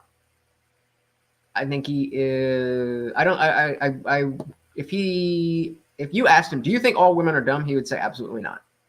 That's my conjecture, but that's my opinion. Frank says, I'm trying to get taken prisoner by the other side during the gender war. There you go. So I had to be a little bit more careful with what I said for a while. I had to change the delivery a little bit because a lot of people aren't ready for the harsh truth. But yeah, I kept it in mind. I kept in mind that things can be chalked up and used against me. But I still think I'm going to say that. I still think I'm saying the same things. My message hasn't changed, and I never lied to anybody anyway. I never said anything that wasn't true. Like the things I've been attacked for at length, like saying women can't drive. They can't. I'll say it again. They can't drive. I'm sorry, women, you can't drive. And I'm not going to sit there and lie to you or anyone else and pretend you fucking can, because you cannot. And it's just the reality of it, right? And it's kind of funny, you know, like Manny Koshbin. Now that is true. There may be women. There may be people who are good drivers who are women. Just like there may be humans who only have one arm. But by and large, just like humans have two arms is a factual statement. Women suck at driving. I'm sorry. It is what it is. Me and him were talking a little bit. Yeah. And then he put up a video with Supercar Blondie, and they were in the trailer. They did some clickbait where it looked like she almost crashed. She probably didn't almost crash. She probably made a small mistake. Yeah. But they put up a trailer with some clickbait of her almost crashing or something. And I wrote underneath it, bro, women can't drive. What you doing? Yeah. And he unfollowed me and stopped talking to me, got all upset about it. But like, bro, what the fuck? It's fucking, why is everyone denying this harsh reality of life? Women can't drive cars. Like, I mean, it's definitely not the hill to die on. Like, don't die on that hill, because there are enough bad drivers that are men and there's enough good drivers that are women. Even though overall, despite the fact that women get in fewer car accidents and things like that, it doesn't have to do with the skill of driving. It has to do with the level of risk that you take. Men are going to take more risks and therefore are more likely to get in accidents, speeding, all of that kind of stuff. If you drive at 2 miles an hour everywhere you go, you're probably never going to get in an accident. That doesn't make you a good driver. Men are better drivers. And they're going to they've tried to scare me into shutting up, but I refuse. I stick by the truth, and No. I'm going to reward me for it. No, I'm with you on that 100%. Like, and I can prove that 3 ways. One, how many women do you ever see on supercar rallies? Very few. They're almost always in the passenger seat. I think I've been on one rally where a chick was driving. Take a look at any woman's car that you've ever dated. They've always got scrapes, the bumper's kind of hanging off. Like, there's always dings and dents all over the car. And Tire pressures are completely fucked. they're off. Yeah, like, and then Formula One drivers. How many Formula One drivers are female? That's not to say that women can't drive, like get from point A to point B. It's just they somehow manage to. It's not a huge priority or interest for them to sort of compete in that realm. Otherwise, you would see them in Formula One sort of thing. They just want a car to get from place to place, and their cars will get dinged up. It's just a fact. It's just a reality of life. And there's nothing wrong with that. There's nothing wrong with that. But why can't we talk about it? Why can't we even make a joke about it? So Scott says, being reckless and speeding is the very definition of bad driving. No, it is not. The definition of bad driving is not being able to control your car. So if you drive at 25 miles an hour everywhere you go and you get into no accidents, that is great. But if you drive recklessly, which, I mean, what are we defining as reckless? But if you're driving very fast and you can weave through lanes of traffic at 90 miles an hour, you're going to tell me that's not good driving? That is performing the skill to a higher level. And that means better to me. I'm just saying. Hey, we got Carbon in the building. What is good? What is good? Welcome to the party. We are just checking out some highlights from the Playing to Win podcast from Rich Cooper with Andrew Tate. Glad to have you, buddy. What do you think about women drivers? What do you think about women drivers? Timed it. Otherwise, you would see them in Formula One sort of thing. They just want a car to get from place to place, and you know their cars will get dinged up. It's just a fact. It's just a reality of life, right? Yeah, and this is the thing that's so crazy. We live in a world now where you can't say men are better drivers than women, but women are better at raising or more tolerant with kids than men. Something fucking obvious. You can't, even if you support women in something else, you can't say men are better at one thing. It's fucking clown world, and they're doing that because they understand that it's not about elevating women. That's not what it's about. It's about reducing. It's about reducing men, dragging men down, masculinizing men. That's what they're interested in. They don't. And why? Because we've already lifted women up. We've already done that. But it's not enough. It's not enough. And again, just cog. We're just talking generally here. I know you're cool, and that's why I fucks with you. But in general, this whole modern woman mentality comes from this entitlement that you deserve everything. You deserve to be just treated like a queen without having to do anything. You deserve money for this. You deserve everything. And it's just a very difficult mentality to deal with, because how do you counter the notion that I'm entitled to this? How do you counter that? So he says, I mean, think about it. Germany doesn't have speed limits because they have common sense. Well, Germany has speed limits. I'm pretty sure it's just the Autobahn, right? I think the Autobahn doesn't have a speed limit. And I don't think they have no speed limits in Germany. Right? I mean, I don't know. It's either a broad statement or a statement about broads. Good one. Good one. Good one. I like that. Don't give a fuck about raising the spirits of women. They just want men to feel like shit. Yeah. So that's why they do these things. And they sit there and say, that little girl over there, she can drive a Lambo just as good as you. And I absolutely reject that. It's a fucking fallacy. Lie. Hey guys, I really hope that you enjoyed that short clip. All right. So we got one more here. And then depending on what you guys want, we could do something different. So this is another short one about why Andrew Tate became a Muslim.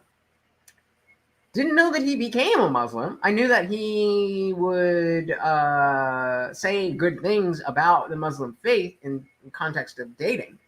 But I did not know that he became officially a Muslim. Just like I said, oh, I'm not mad. I'm just saying the overall generalizations are borderline insane. Women aren't entitled to everything. No one is. Yeah, but a lot of them think they are. You're going to tell me that you don't think that it's common for women to feel entitled to everything? I mean, it's a common thing. We can see it. All the it's complicated videos, or you go and watch just pearly things, or a bottom.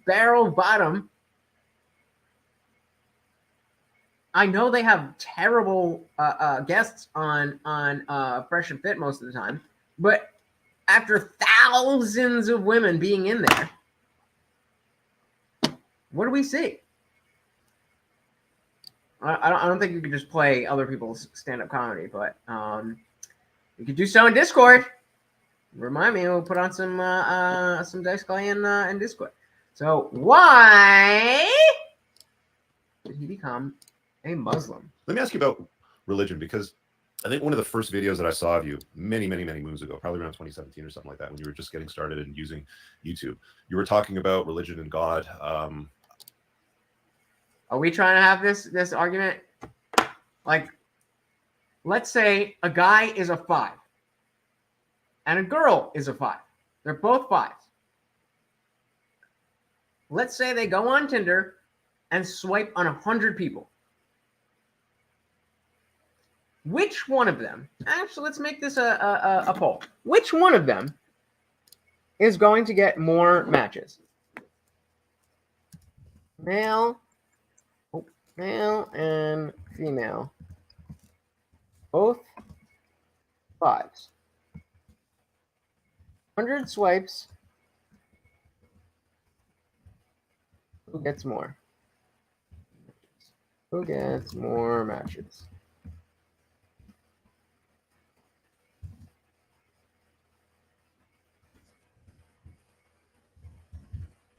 let's just see what y'all gotta say. So I'm not on my own because I obviously have the answer in mind. But so we'll come back to this.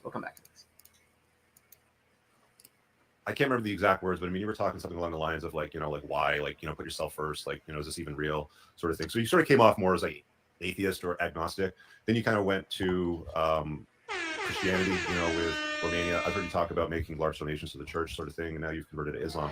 Can you explain why you've kind of shifted your mindset and your beliefs from more like non-religious to Christianity to Islam, and why? Absolutely. So first things first, it is a very rare occurrence I am wrong. I'll admit it. I was wrong. I know, mind bending. I was wrong. I truly. Isn't it just a little bit? I don't think ironic is the right word, but I do the exact same thing whenever I'm wrong about something. I'm very rarely wrong, guys, but I want to let you all know that I'm wrong about this thing. I don't know. Does that mean anything? I didn't believe that God existed, but then You were right. it became more and more apparent to me that he must exist. How? How did it become more apparent? And how did you know that what seemed like the apparent evidence of God was not something else? Because Newton's third law is equal and opposite force. When he sat underneath the apple tree, he talked about the 3 laws of gravity and the 3 laws of motion, and one of them was equal and opposite force. If there's a force in one direction, there must be an equal and opposite force in the opposite direction. Physical force, yes. And if you look at the world today and understand that people like Balenciaga, people who are purporting these ideals on children, people who are trying to chop everybody's dicks off, people who are trying to get injections you don't need, if you're looking at this and understanding that this is the work of demons, this is the work of the devil, these people are truly evil, there must be an equal and opposite force, and that equal and opposite force is God. There's no... Holy fucking shit. That was so weak. I bet even some of you Christians are like, what are you talking about?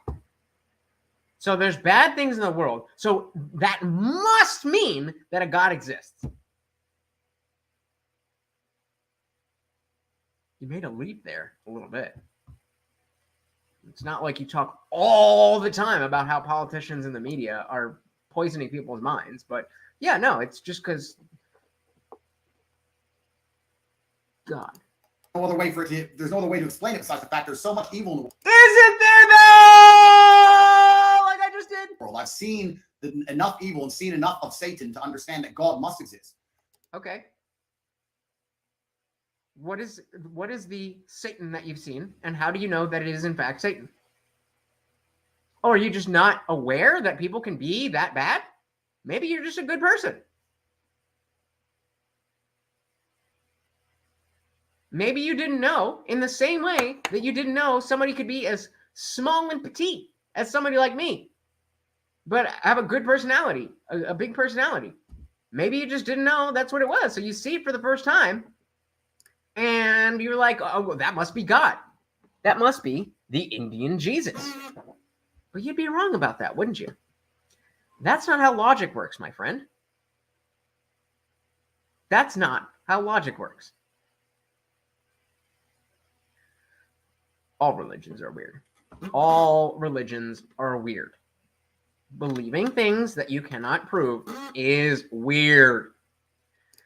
Jessica says, really? Online dating is garbage, and the whole point is to prey on male loneliness. Well, I agree with that. Men outnumber women on online dating 4-1. So the options suck for you anyway. Well, but again, why do you think that there's 4 times as many men on the dating platforms? Or flip the question around. Why do you think of for every 4 guys, there's only 1 woman on the dating app? Because she doesn't need to be. She doesn't need to be. She's getting approached in person, on Instagram, on Facebook, on TikTok, on Twitter. This is not like groundbreaking anything. I mean, I hear what you're saying. That, just because just because you are a woman doesn't mean you automatically have everything in the realm of sex that you want. I get that. I'm not saying that, And I'm not saying that women don't have, their own issues and things to overcome when it comes to relationships and men. Oh, I'm not saying any of that, but I'm not a woman, so I can't speak to the female experience other than the statistics that I know and what I see in the real world. Kelly says, yeah, I think Andrew does fake guru shit with bits of truth and sometimes to smooth over his inconsistencies. Okay, what inconsistencies are we seeing? Other than the Muslim thing is inconsistent, but I mean, the religious thing is, I don't put that, I wouldn't put, if that's what you're talking about, I wouldn't put that specifically on Tate because of how big of an umbrella religion is over our entire global culture.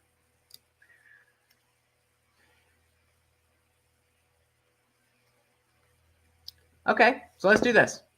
Let's both, I don't have Tinder on my phone. Let's both, as soon as this is over, let's go to the let's go to the voice channel. We'll both download Tinder, and we'll both start swiping, and we'll see who gets a match first. I'll put $1,000 down. $1,000 says you get a match before me.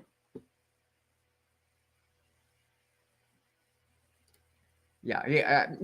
I mean, you have to understand too that part of being somebody who's online, you have to fill space. You have to use up time doing things. And so, yes, there are ways to be more concise. And in most cases, you want to be direct, concise, to the point, all of those things. But at the same time, you want to keep people watching. So you got to be you got to add a little fluff there. So I'll give him that. But he does go there a lot. So Kevin said, I think a lot of what he says is true. Okay. But what? So yes, once I understood that God must be real, I naturally reverted to Christianity because it's the country I live in, and it's the third most religious country on the planet, Romania, the third most Christian country on the planet. I apologize. Vatican City is technically number one. The Vatican, I agree, Frankie. I definitely agree. Number two is a very small island somewhere in the Southeast Pacific. But Romania, at 99.7% Christian, is the third most religious, Christianically religious country in the world. And I had respect for Christianity. Bro, he literally just said he was wrong in the last video. Or maybe, no, it's this video. We're only 2 minutes into this video. And he already said he was wrong in this video. And I stopped it. And I was like, hey, I do the same thing.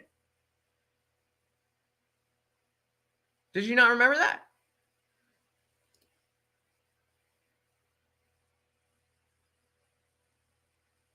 So I'm not asked. I'm confused. Because you're saying he thinks he's never wrong, but we just heard him say that he thinks he's wrong. Okay, I mean, maybe he was just being, like, oh, I'm always right, and but I don't really know what that means. He just said he was wrong. But so I'm back this up a little bit. India, 99.7% Christian, is the third most religious, Christianically religious country in the world. And I had respect for Christianity, but truthfully, I don't think there's any other religion than Islam.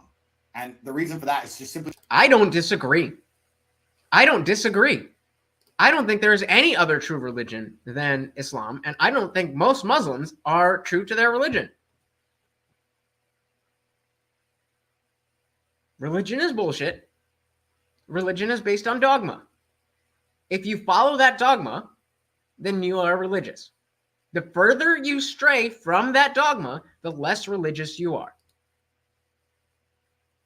And if you just keep straying further and further and further, but call yourself a Christian or a Muslim or whatever, that doesn't make it true.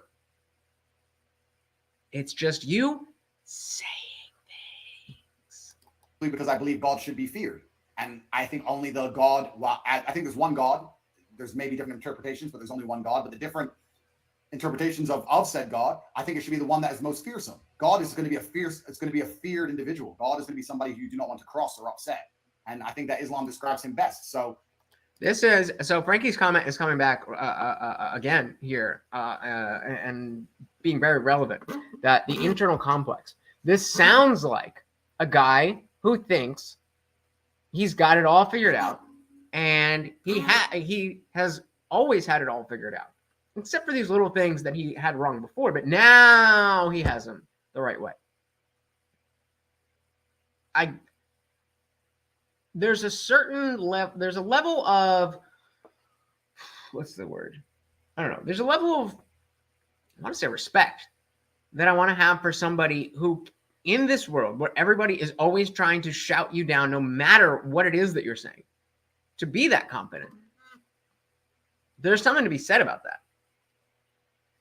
But I do agree that like things that he's saying do sound a little overboard sometimes. Yeah, red flags. It's definitely, like I said, I definitely wouldn't want like my sister or my daughter dating him. I can say that very clearly. He's a walking red flag. He sounds like me when I'm drunk on tequila. Okay. Funny fact: the word God, in its German origin, means to honor or worship. It's not that funny at all. I understood first that God must be real, and I've always had healthy respect God. for Islam. And it was just a matter of me going through my own personal journey to find a religion that was easiest for me to respect, almost. Because I think that how can you worship or believe in something you don't respect? And if you look at a lot of the garbage coming out about Christian preachers now in America, or trans and Christian preachers with gay flags on the church and all this. I think that Christianity has lost its way. So if I believe in God and Christianity has lost its way, then I've been shown the truth, and the truth must be mine. Hey guys, I really hope that you enjoyed that short clip. If you Right. that is What the fuck? Okay. Boom. Okay. So Kelly said, I meant absolutely to what IndianJesus said earlier. There we go. Justin Cox says, there's confidence and then there's high functioning narcissism. I agree. I am not ready to put the narcissism label on him, mainly because of what he talked about with helping specifically Aiden Ross and his audience. It just seems like, regardless of where you put his personality and how strong his agreeableness and all that kind of stuff, at the end of the day, he does seem like somebody who genuinely wants to improve society. Is he right about how to do it? Is he right about spreading that message? That's up for anybody to decide on their own. But I think it would be incorrect to say that he is, just a narcissist out for his own whatever. Remember, he was already rich. He already had money before he started, doing any of this. And it goes back to where, like, when people ask why did Trump even run for president? He already had so much money. Well, yeah, love him or hate him, clearly there was something else besides money that Trump wanted to do, and I think Tate is the same way. So just Cox says, narcs do love to let people know how helpful they are. I'm gonna be honest, I do not know. Oh no, I got you. When I hear narc, I think of like narcotics. So it's like who's he narking on? Do love to let people know how helpful they are. I don't know. I don't feel like he. I could be wrong. But just thinking off the top of my head, it doesn't seem like he talks about how much he's trying to help that much. I think he just talks about the things that he talks about more often. And then if pressed on it, then yeah, he's saying, well, yeah, I want to help people. I want to do this. I want to do that. But I don't know if that's something that he talks about that often. That, well, I'm helping these people out. I'm doing this. I'm doing that. I could be wrong, but I don't think that is his style. And so I didn't know where to fit this in I was gonna make a separate video, but we really only been going for 2 hours, so I'll do this as its own thing. Actually, if you'll bear with me, then I can make this a video on its own. But you guys know what is my favorite phrase on this channel.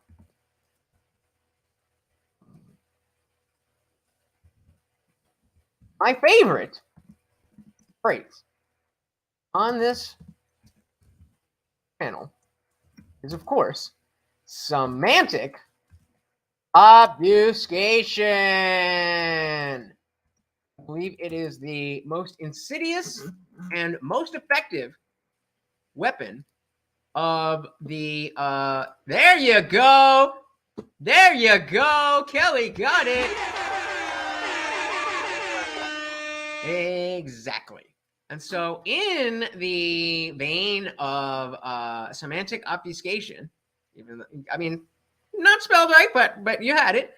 The is it there? That's my actually, you might be right. That one's my favorite. That is my favorite. Semantic obfuscation is the most functionally important one, but I like this better. But point being, we have here a beautiful example of semantic obfuscation. So if you'll bear with me, what I'm going to do is I want to make this into its own video. So I'm going to do a cold open, and I'm just going to do a little, actually, let me move this up. Goofy, dumb trans activist language. Doctors don't assign anything. So the king. All right.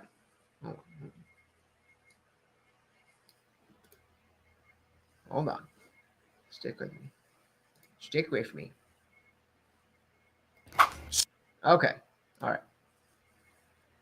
So, what I'm going to do, I appreciate you guys sticking with me here.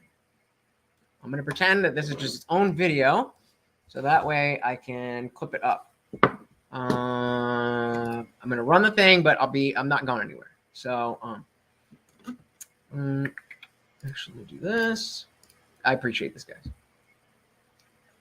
More semantic obfuscation.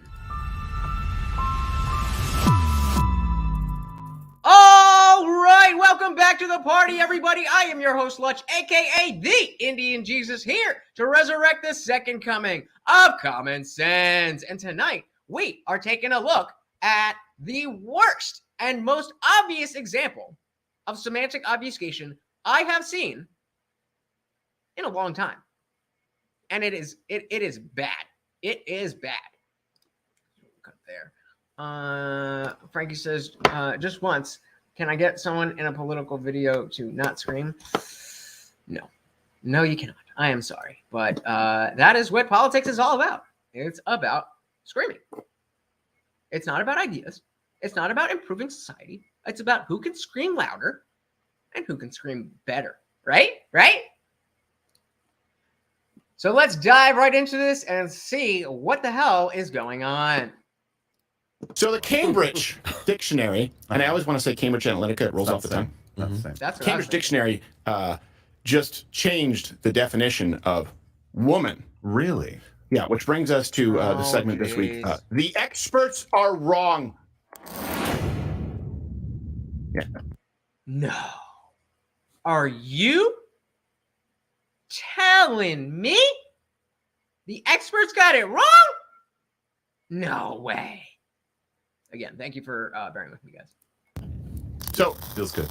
let's go back just so you see how words are changed, right? Dangerous, that's the word that's used now for the patriots out there. We'll get to that in a second. But now Kelly. woman, if we change the definition of woman, that's how you have new YouTube policies. Yeah. We just could have been banned accidentally over not gendering Sam Britton properly. Correct. Think about this. Think about where we are as a country. Sure.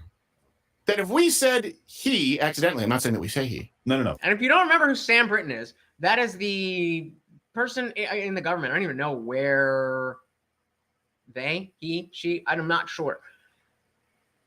Bald man with a full beard who likes to wear dresses, which is totally fine.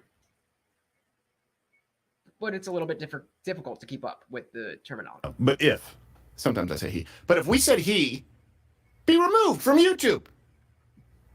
But you can upload content about your ghost nipples. This is where we are. This is what happens when you change. I need to keep up on Pornhub. What are ghost nipples? Change language. Trust the science. Trust the experts. Well, the experts have said that, by the way, how we've defined woman since the beginning of modern history. I know some people say, oh, What? Adult human female, right? We all agree with that? there's some Native American tribe that had a third gender. Shut up. They just decided they were wrong about that. And here's the thing. Remember in school, you used to have to show your work? Hillbillies that had a third gender. Yes. Several eyes. Well, that was a third foot. Well, Yeah, yes. well, mostly Flipper hands. Remember when you were a kid, you had to show your work? Yeah. You couldn't just give the answer? Yeah. Worst part of math homework. Because I already know the answer. I'm using a goddamn calculator. You had to show how you got to that answer. Hey, Cambridge, show your work. Show your work. What changed? How are you wrong for all time? Show your work. So let's go back to then. All right, you ready? How Cambridge You ready? defined woman I just want to make sure you're ready. for most, and by that I mean all of human history. This is in the Wayback Machine. By that I mean 2 days ago. An adult female human being, a wife or female sexual partner. Huh. Those were the definitions of woman. They even gave some examples. Sounds legit. I think I can go with that. Just a cog said ghost nipples. They were here a second. Yeah, I don't know what that means either, but I'm ready to find out. Let's just say, well, that's out of context. Like, wife could be anything. Cut it down! Let me give you some of the examples. Can I hear it in a phrase? Sure. Origin, it's Greek for you're an asshole that you're asking for it. All references are available. at So Cambridge, here's some examples. She's a really nice woman. Apparently, Jeff has a new woman. Ooh. She is Ireland's first woman equals female president. Ooh, that one's problematic. That's rough. Because it's basically saying that female is a synonym for woman. Whoops. Right. How dare they? Female, in quotes, equals female. That is incorrect. That is transphobic. How dare they? Wow, what happened to biology and gender?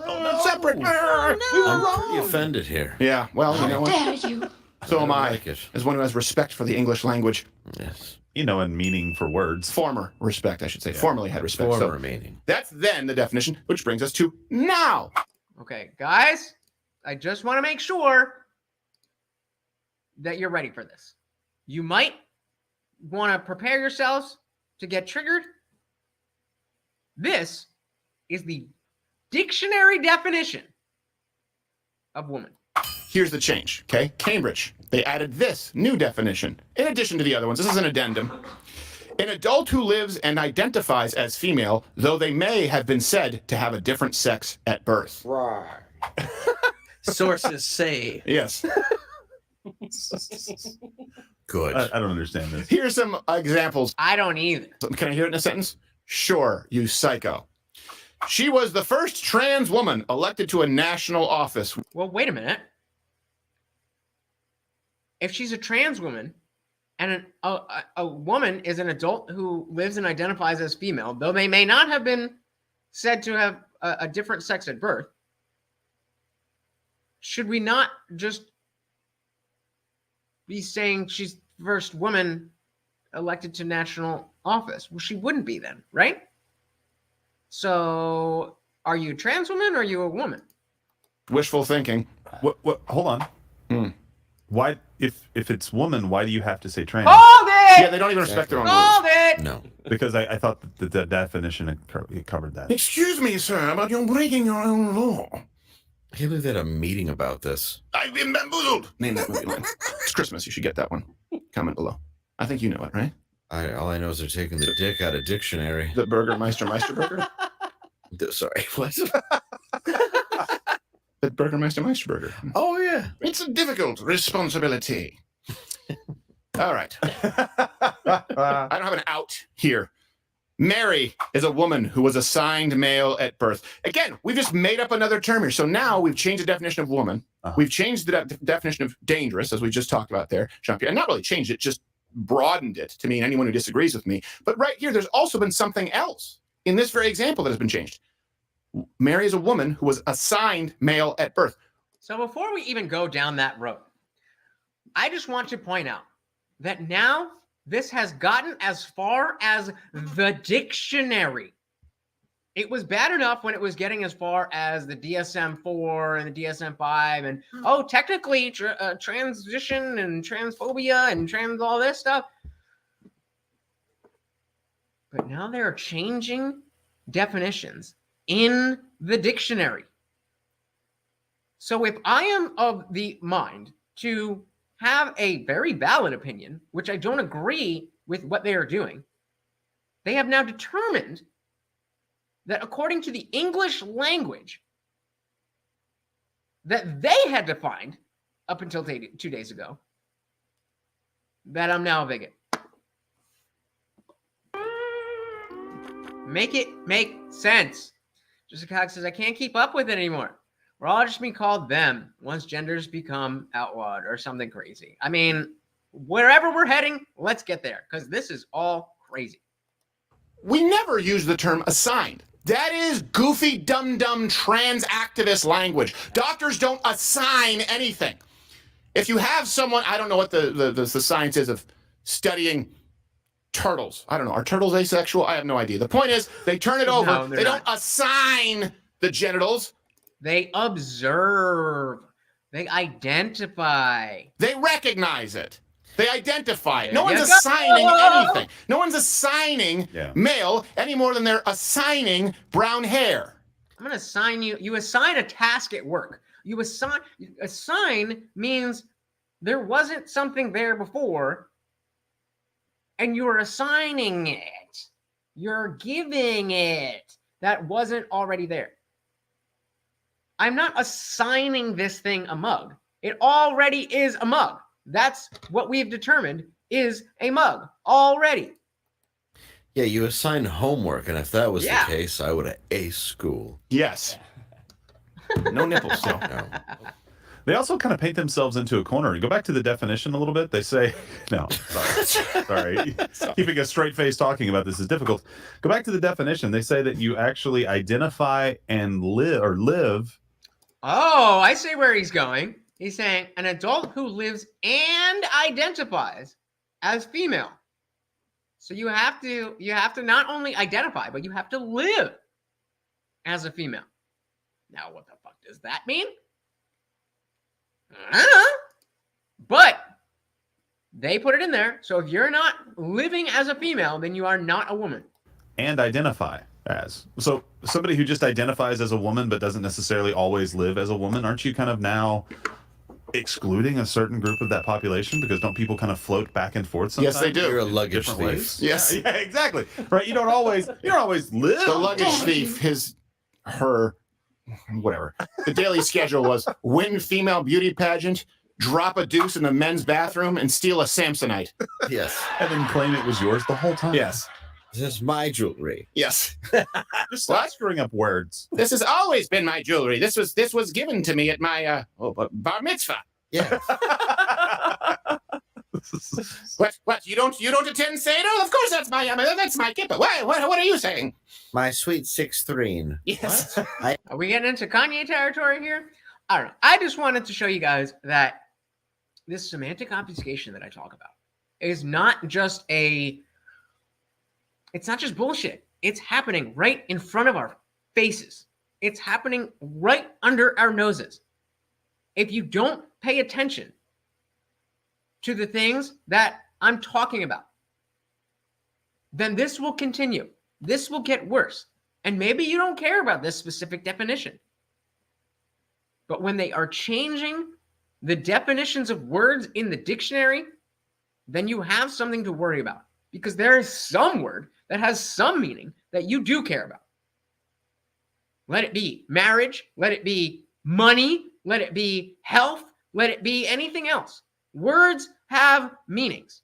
And if you allow them to continue to change what these words mean, then they will not only change the language, but they will also maintain the power to continue to change the language around whatever it is that you think and feel, so that you are always, always, always the enemy.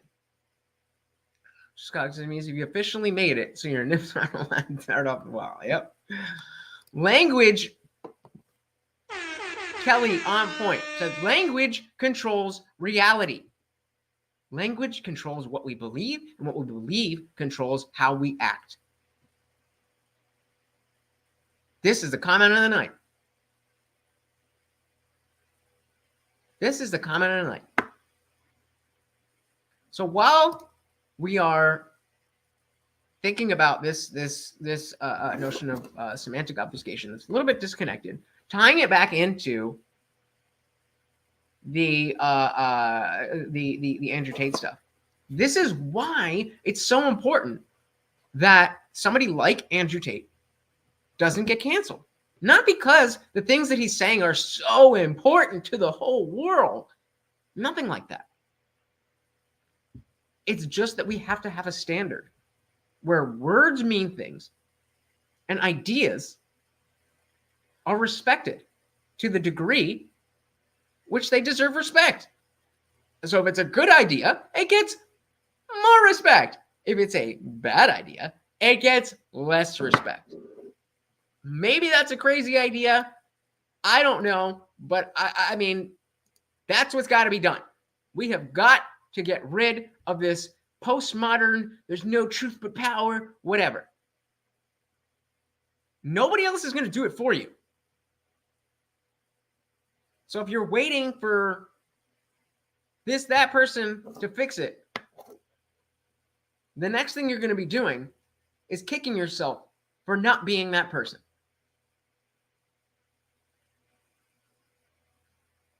I'm trying to be that person. I'm trying to get you guys to take part in being one of those people as well. And, you know, maybe it's not that important to you. I guarantee you, one day it will be.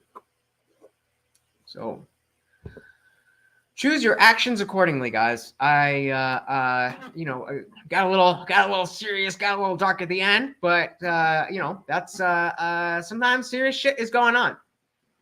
But I want to thank you guys for partying with me tonight. I had a great time. I always do. And you know, the party rages on in Discord. The link is in the description. It is free to join the Discord. But right now, it is free. I have a number in my head. Hey, last minute. Divine and Rod in the building. I'm so glad you got to come in for the last few minutes. I'm still waiting for you to join Discord, but we'll get you there. As the others here can tell you, it is a great time. Yeah, there you go. See, Kelly knows. And like I said, it's free now. But once we have a certain number of people, that number is already in my head. Everybody who's in the Discord, you're in for free for life. You're grandfathered in. And everybody else, just like I was showing you before in the Rich Cooper videos, where it's like, oh, join the 1%. Blah, blah, blah. You have to pay money for that. And you definitely will have to pay once we cut it off. And you're going to want to. Exactly. Kelly said, I'd still pay for that shit. But you don't have to, because you are on the ground floor. And I appreciate you. I appreciate it. See, Kelly knows what's good. I didn't pay him. I'm just doing my thing. So I really hope you guys will meet us over there. That is where we are going. Like I said, it is free to join. It's free. So just click the link. You just need a phone number and email. You can be in for free. And it's not always going to be free. We have a $100 contest going on for the month of December. All you have to do is engage with the platform, engage with the platform, engage with the server, be part of the stuff.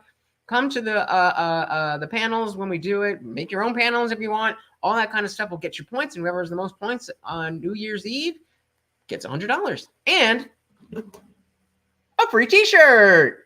So join us over there But otherwise, guys, I want to thank you so much for hanging out with me. I really do, more than anything else, appreciate the fact that I can come here and talk about things that matter to me.